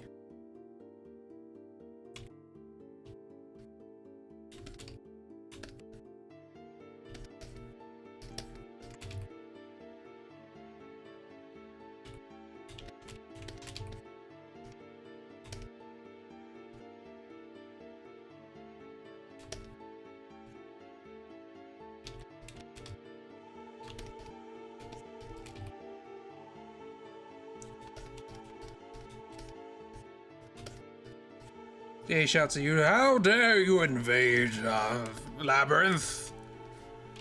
Intruders, I will take care of you, put you down, etc." Then you fight.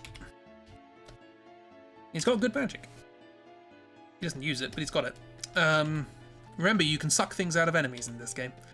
And he's got good magic you can suck.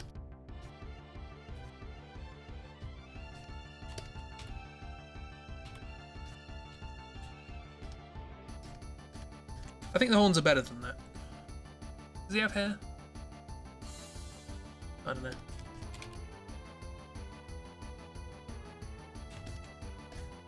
Nah, it looks better. I don't think he has hair, but he does now. Well, you get to name Harold. I'm perfectly happy to go towards Harold.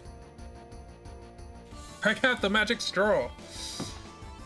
Is Tori the weird cousin for having human feet and hoof hands, or is this the weird cousin you decide? I was reading about the Minotaur, actually, which also had a name. I can't remember what it was. But there was no consensus in the original stories what half was bull and what half was man. So I took that as an excuse to not worry about Tori's human feet. It's Harold now. Cool. So this is, in all caps, specifically all caps, I must point that out. This is Harold. Okay?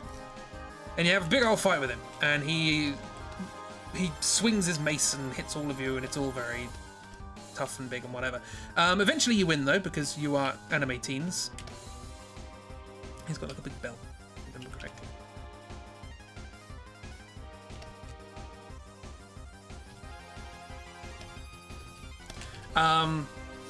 And he flees before you can beat him and says, "Ah, no fair, I'm gonna get my brother on you," and then he runs away. which is a bit of a weird thing for a Minotaur to say, but you know, it's fine. Do sort of like something like that, a more interesting shape.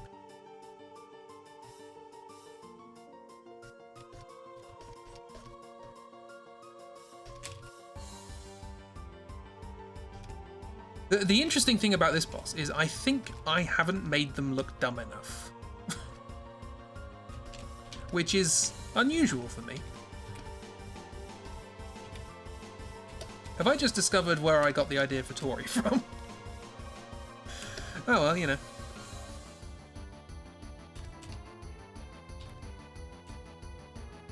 I assume he's wearing a good look or something. It's fine. Anyway, this is hArOlD. So you flip the switch and you unlock something. I think you unlock a waterway or something like that. There's a water puzzle in here. It's not particularly complicated. You go to 3 places and turn switches. Eventually, however, I take a drink.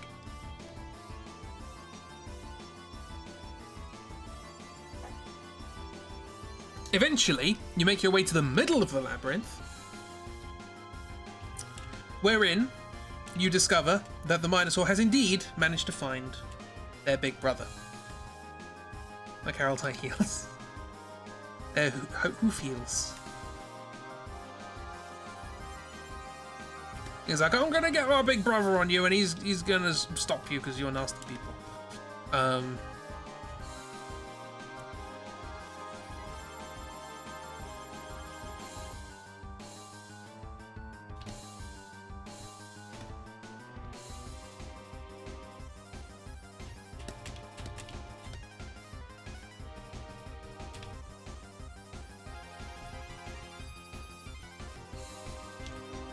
Harold and Barrel. Well, I'm going to go with the naming convention of the original. Although I'm perfectly happy to change it to Harold and Barrel if you so desire. I will suggest the naming convention of the original. And from there you can make your own decision.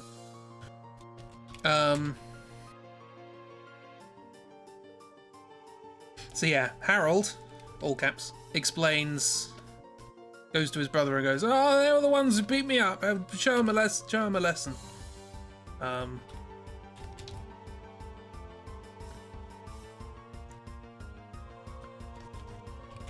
Really is just Tori, isn't it?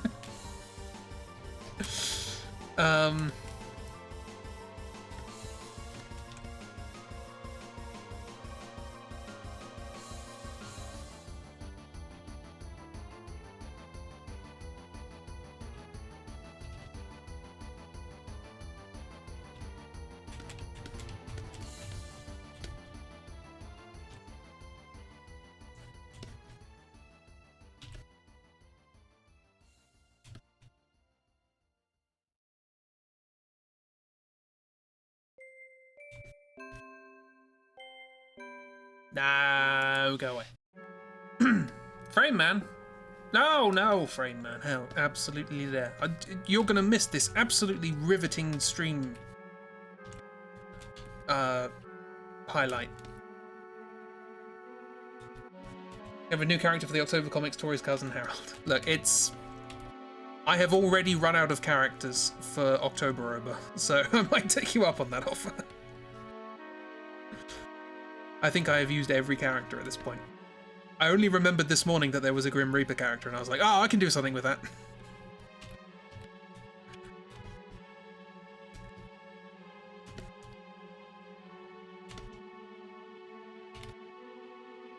So yeah, Harold decides to go and get his big brother.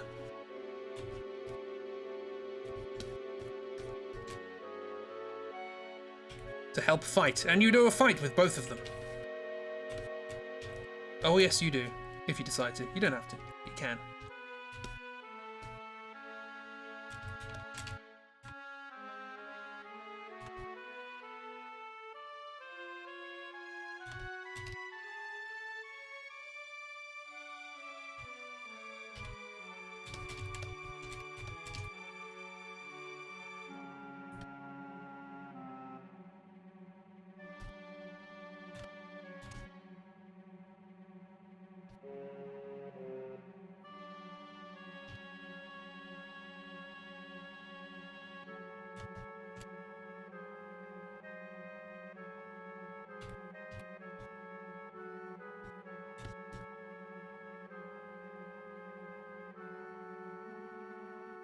That's what it's missing.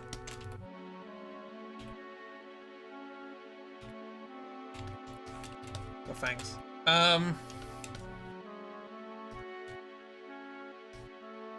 What's the brother's name? 1 second. I'll finish drawing them first.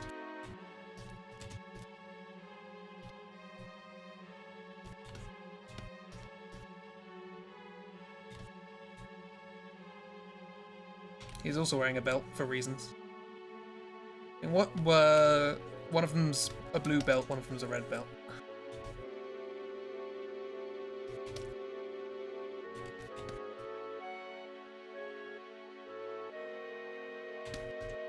He also has a mace.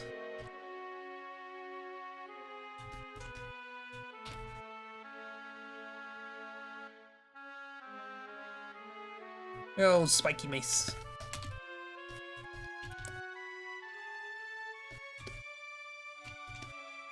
Oops, getting a bit big for the page there, old friend.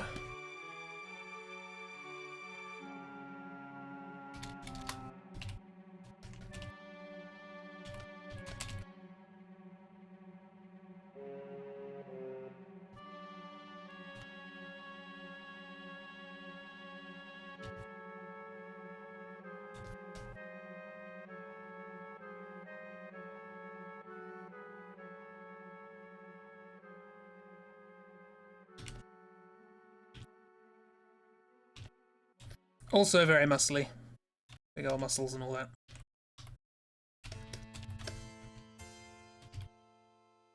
Okay, so we have hArOlD.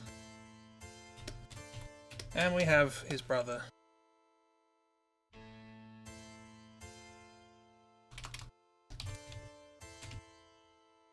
hArOlD.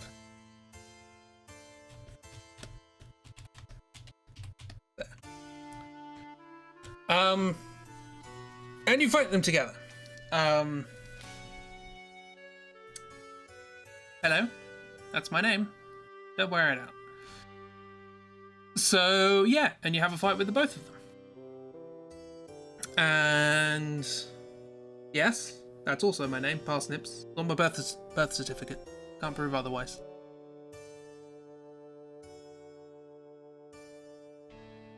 I mean, the letters might be in a slightly different order, but they're all there. So, upper and lowercase, yes. I believe little hArOlD also speaks in uppercase, in lowercase. And they fight you to get. hArOlD's clearly the more intimidating one, and will absolutely shout at you through the fight, I think, in lowercase. So yeah, you fight them together. These games are so dumb. I want to remind you, we are on an assassination mission to take out a sorceress using a sniper rifle. But you know, sidetracked to a labyrinth with 2 minotaurs in it.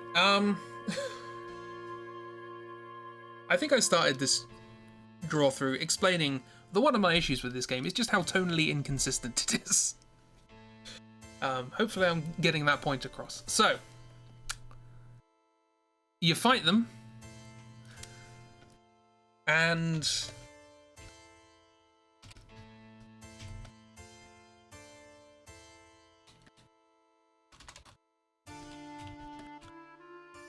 you fight them and you defeat them, and they're like, "Ah, these people are powerful. Hey, bro, should we lend them our strength?" And lowercase hArOlD's like, "Yeah, sure, that sounds like a good idea." And then they join you as Pokemon. So now we have new Pokemon. We have hArOlDs.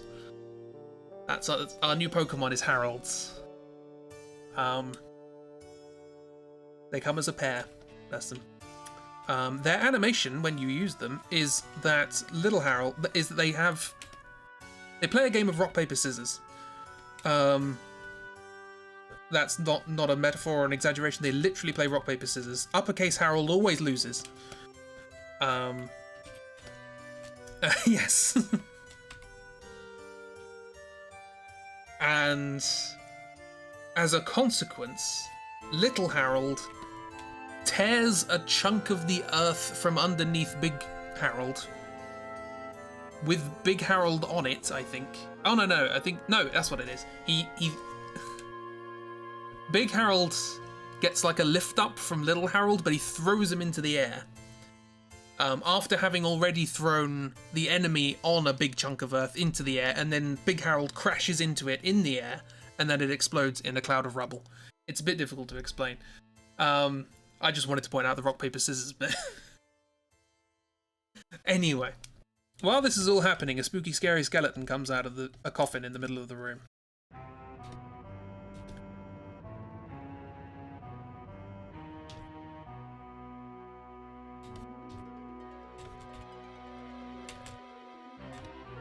I probably should have mentioned at some point that this labyrinth is called the Tomb of the Unknown King. But it's also a labyrinth, not sure why. They wanted things.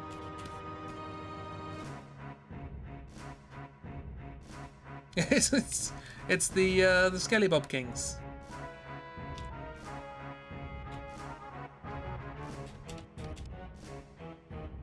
And he's like, "Thank you for freeing me from my curse. I can now travel to the afterlife." And you're standing there like, "I'm sorry, what curse? What? We came here for a number on a sword." Kind of got distracted by there being a Minotaur. What's happening? I still don't know where this comes from, to be honest.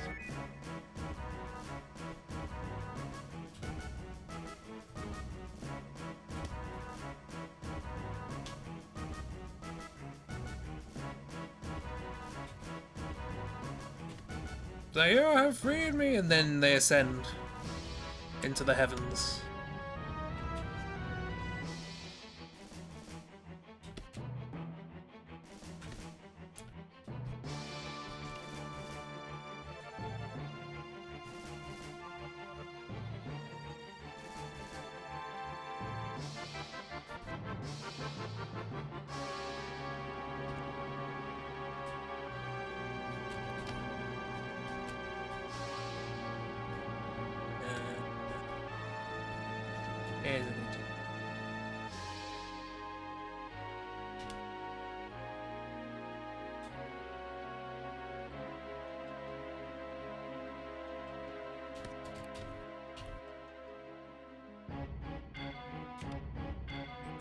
So, yeah. Honestly, I'm sure there's context for this somewhere in the game, but apparently this king has a curse for the Minotaurs, cursing them to not be able to move to the afterlife or something, and then they go to the afterlife, and that's it. I don't know what this is. Now I say it out loud, I don't know what this is.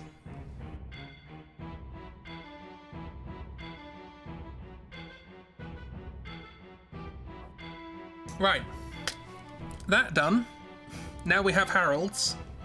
We return, if you remember what we're trying to do here, we return to the mansion of the general who is going to give us instructions on how to assassinate the sorceress, now that we have the code to get in. To prove that we're brave enough for walking afoot into a labyrinth. I am now beyond the point where I can explain what float means, so we're not going to. So we go to the mansion, and we go into a room which I'm going to make use of later, so I better draw it relatively. Somewhat accurately.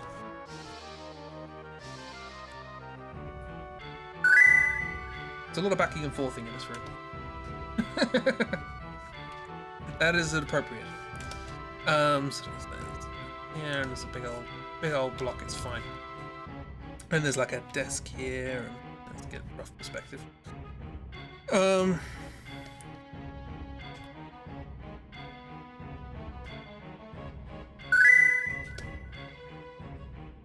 Float. Float! Float! Bit more urgency there, Hazel. That'd be great. There's this sort of little alcove thing here with like a little statue in it.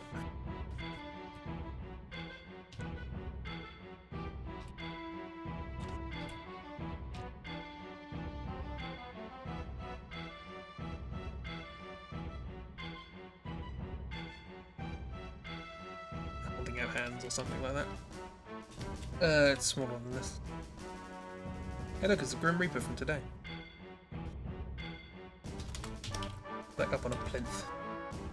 There's also a bookcase here.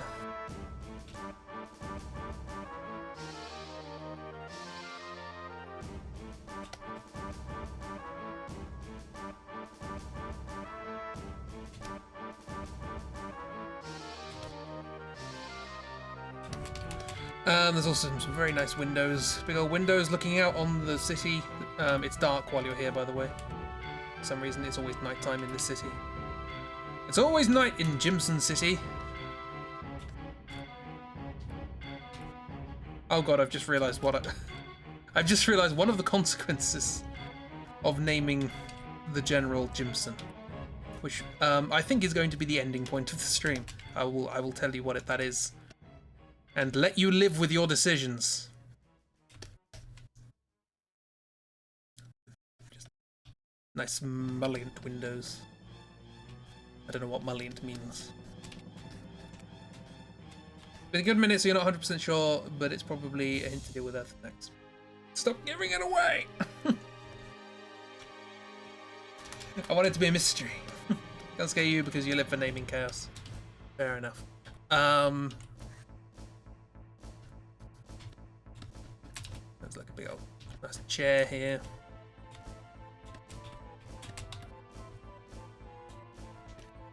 There's also a cabinet, I think, here. Now that it's got like...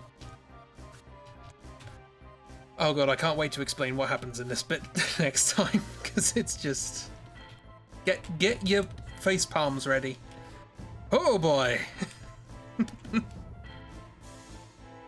There's some fun stuff coming up.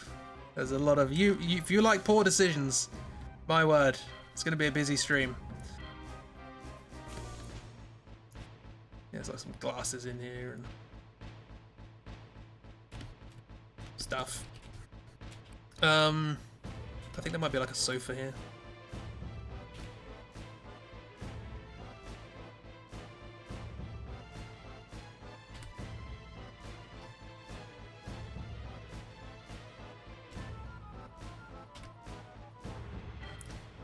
Quickly does it, quickly does it. Right. And this is the door. There you get in.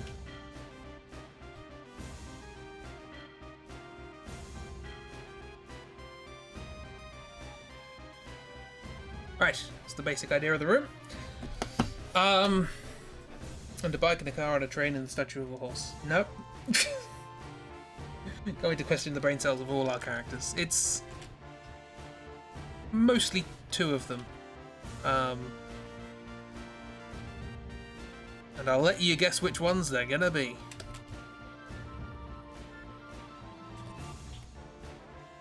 Is it mostly two? Might be three. Depends on how you look at it. Right, so this is our vague setup. All of our characters are in here, which means I have to draw all of our characters again. Most of them are going to be hiding behind the sofa. I hope you don't mind.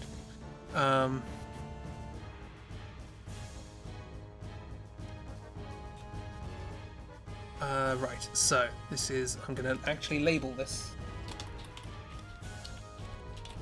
because I'm going to have to use this a few times. So, the pinball trio. So the pinball trio are over here.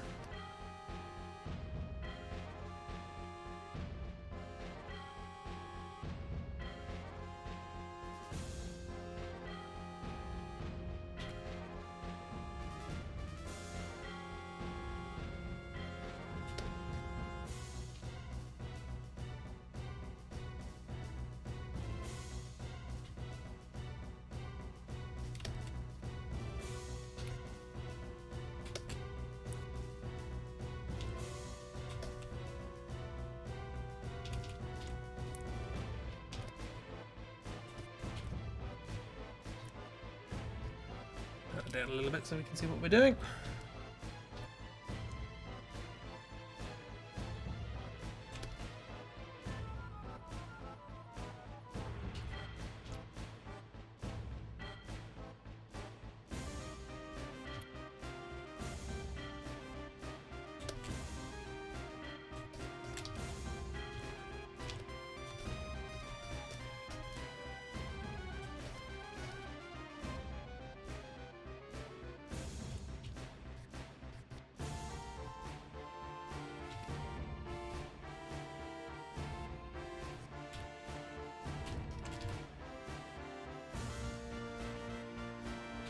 Don't know why you're looking down.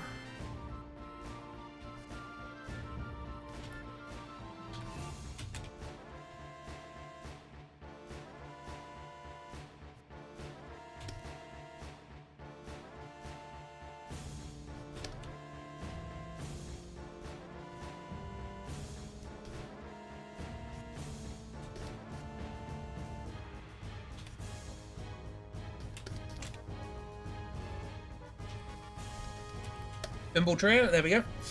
Simon's beautiful smile gets you every time. Look at them, they're doing good. McCree is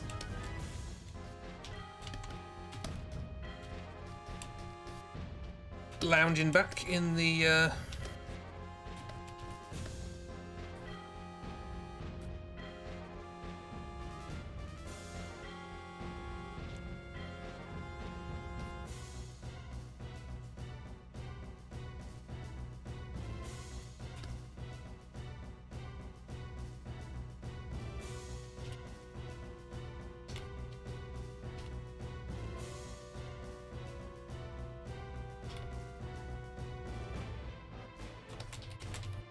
so you draw cowboy boots, right? The spurs are very much digging into the walnut.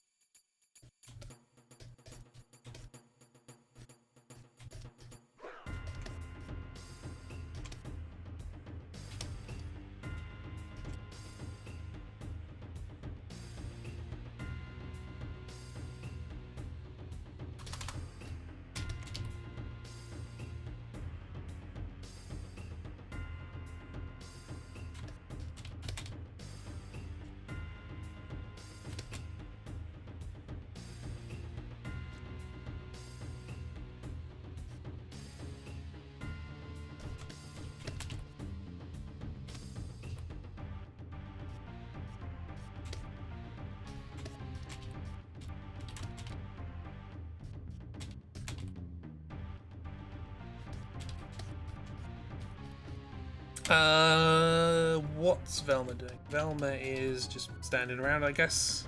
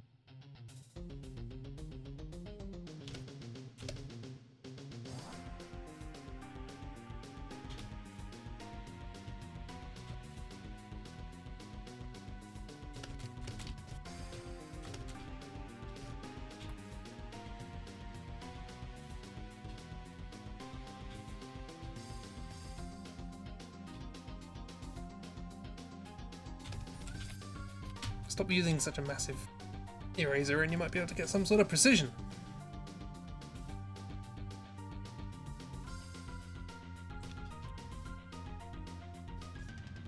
How do heads work? I don't know.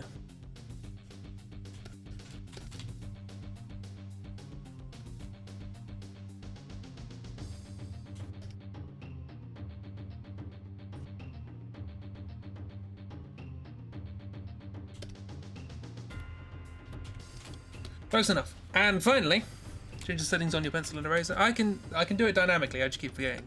I just keep going E, rub out, go back to pencil, and then I keep forgetting that every time I switch to E. Am I a madman? Probably yes. And finally, we have Cheery,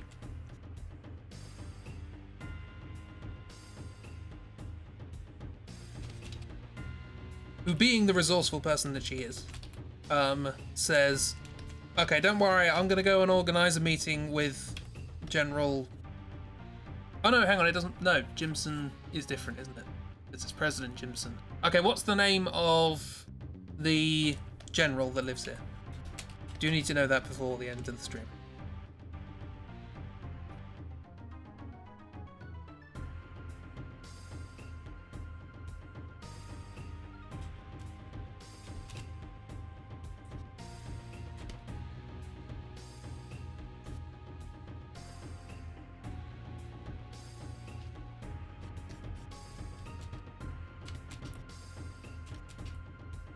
I'm kind of disappointed that I got that wrong. I thought the name of the general was Jimson. Now I'm annoyed.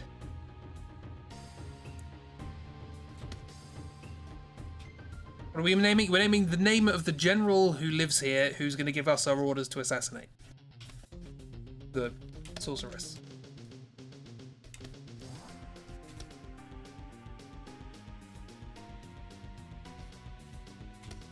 Jenny Errol. It's not to be confused with Jenny Eric.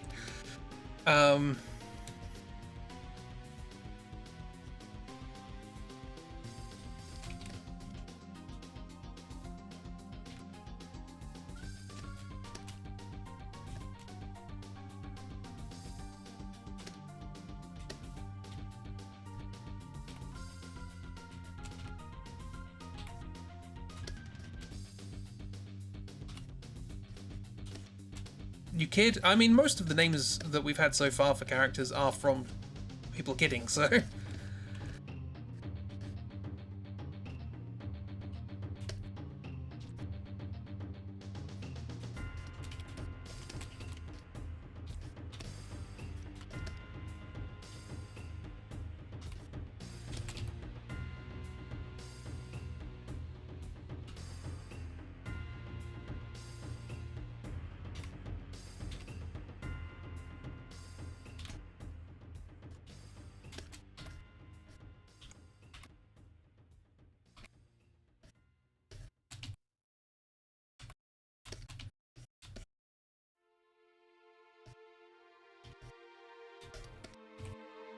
Male, female, non-binary?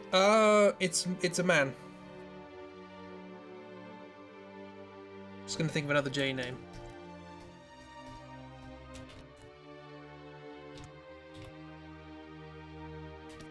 General. Okay.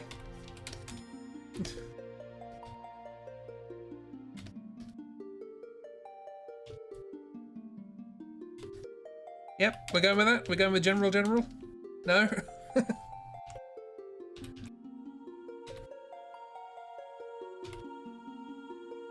Look, you must know by now, mister, what you say in these streams cannot be undone.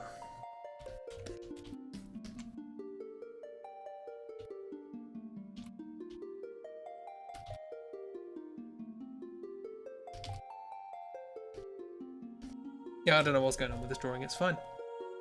General Jen Errol. General Jenny Errol? Jen Errol? Jen Errol. So another Jen, but this one is 2 N's.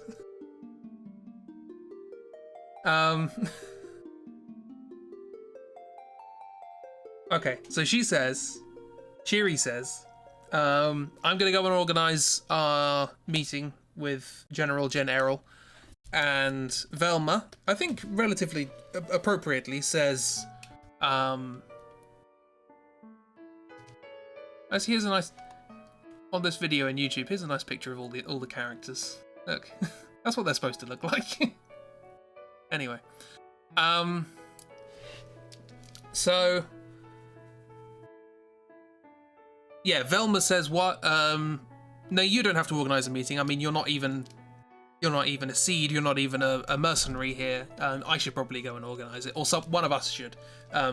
You're just sort of here." And she goes, "No, don't worry. I can organize it. I'm his daughter." And she wanders off into the mansion. So we discover that she is Cheery Errol.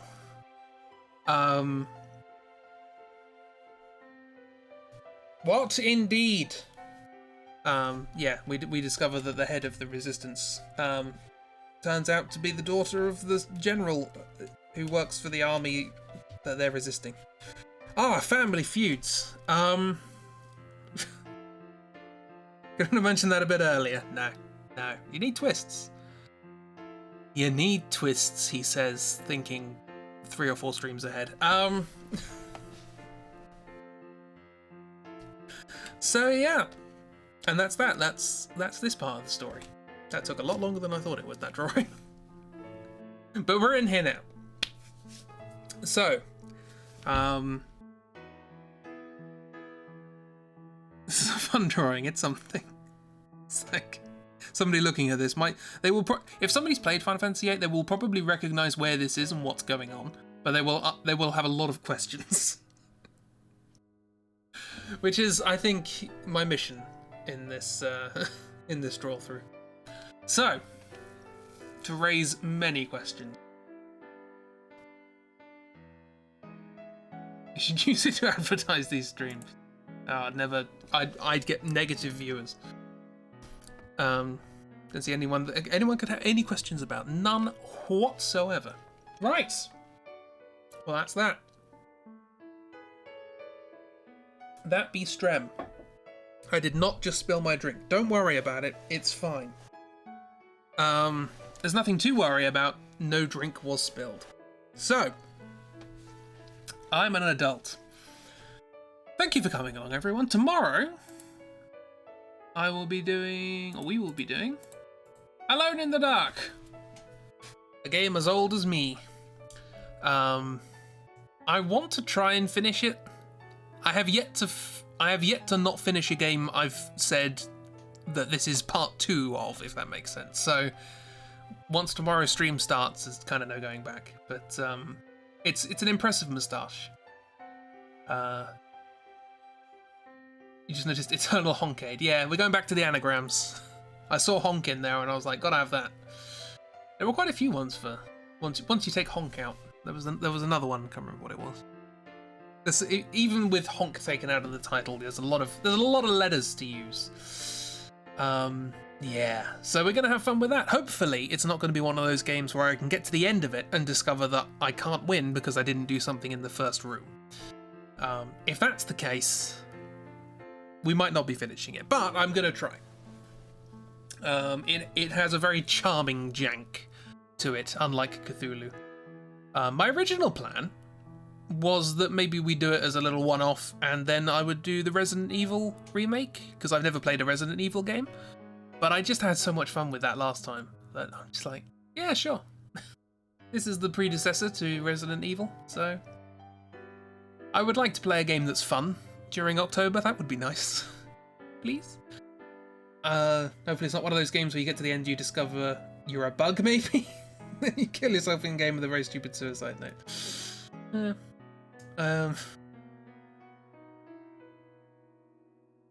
You never know. I have seen a speedrun. I think the ending of this is I do remember the end cutscene. I don't remember what any of it means, but I remember the thing right at the end, and it's right up my street. It's very silly. Silly horror. Horror that doesn't take itself seriously. Always good. So yeah, old school survival horror. Kick in bats in the face and getting killed by circles. Hopefully you'll enjoy that. So yeah, that's tomorrow. More of this next Tuesday. Sunday we might, no guarantees, but we might have a crack at a Falls AU for Call of Cthulhu, where we try and write an actually good detective story in the Cthulhu universe, maybe? Cthulhuverse? That's where we can make a better Cthulhu game. You'll die mad about it. We're gonna try, because I think like a legitimate detective game where like there is Cthulhu culty stuff happening and your character does see weird things, but none of it really impacts the detectiving, if that makes sense. So it's all there and it sets, it's sort of background and it can give context to certain things, but the actual problem solving and all of the things that happen in the case are people driven to do things by their own machinations rather than, oh, it turned out tentacles and centipedes. You'll die on the hill that Jack still has to say everything he's saying. I did actually come up with a why we didn't finish Call of Cthulhu Dark Corners of the Earth comic. But I don't think it's going to make sense to anyone who hasn't seen the playthrough. So maybe. I'll probably do the Among Us one first. Accept that as long as we can get rid of drunk vision.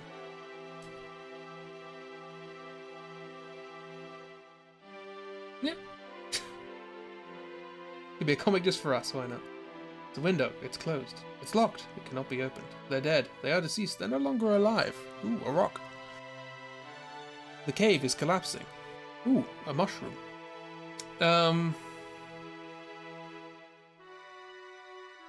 The flamethrower is pushing back the squid monster. Nothing of importance. The door's bolted shut.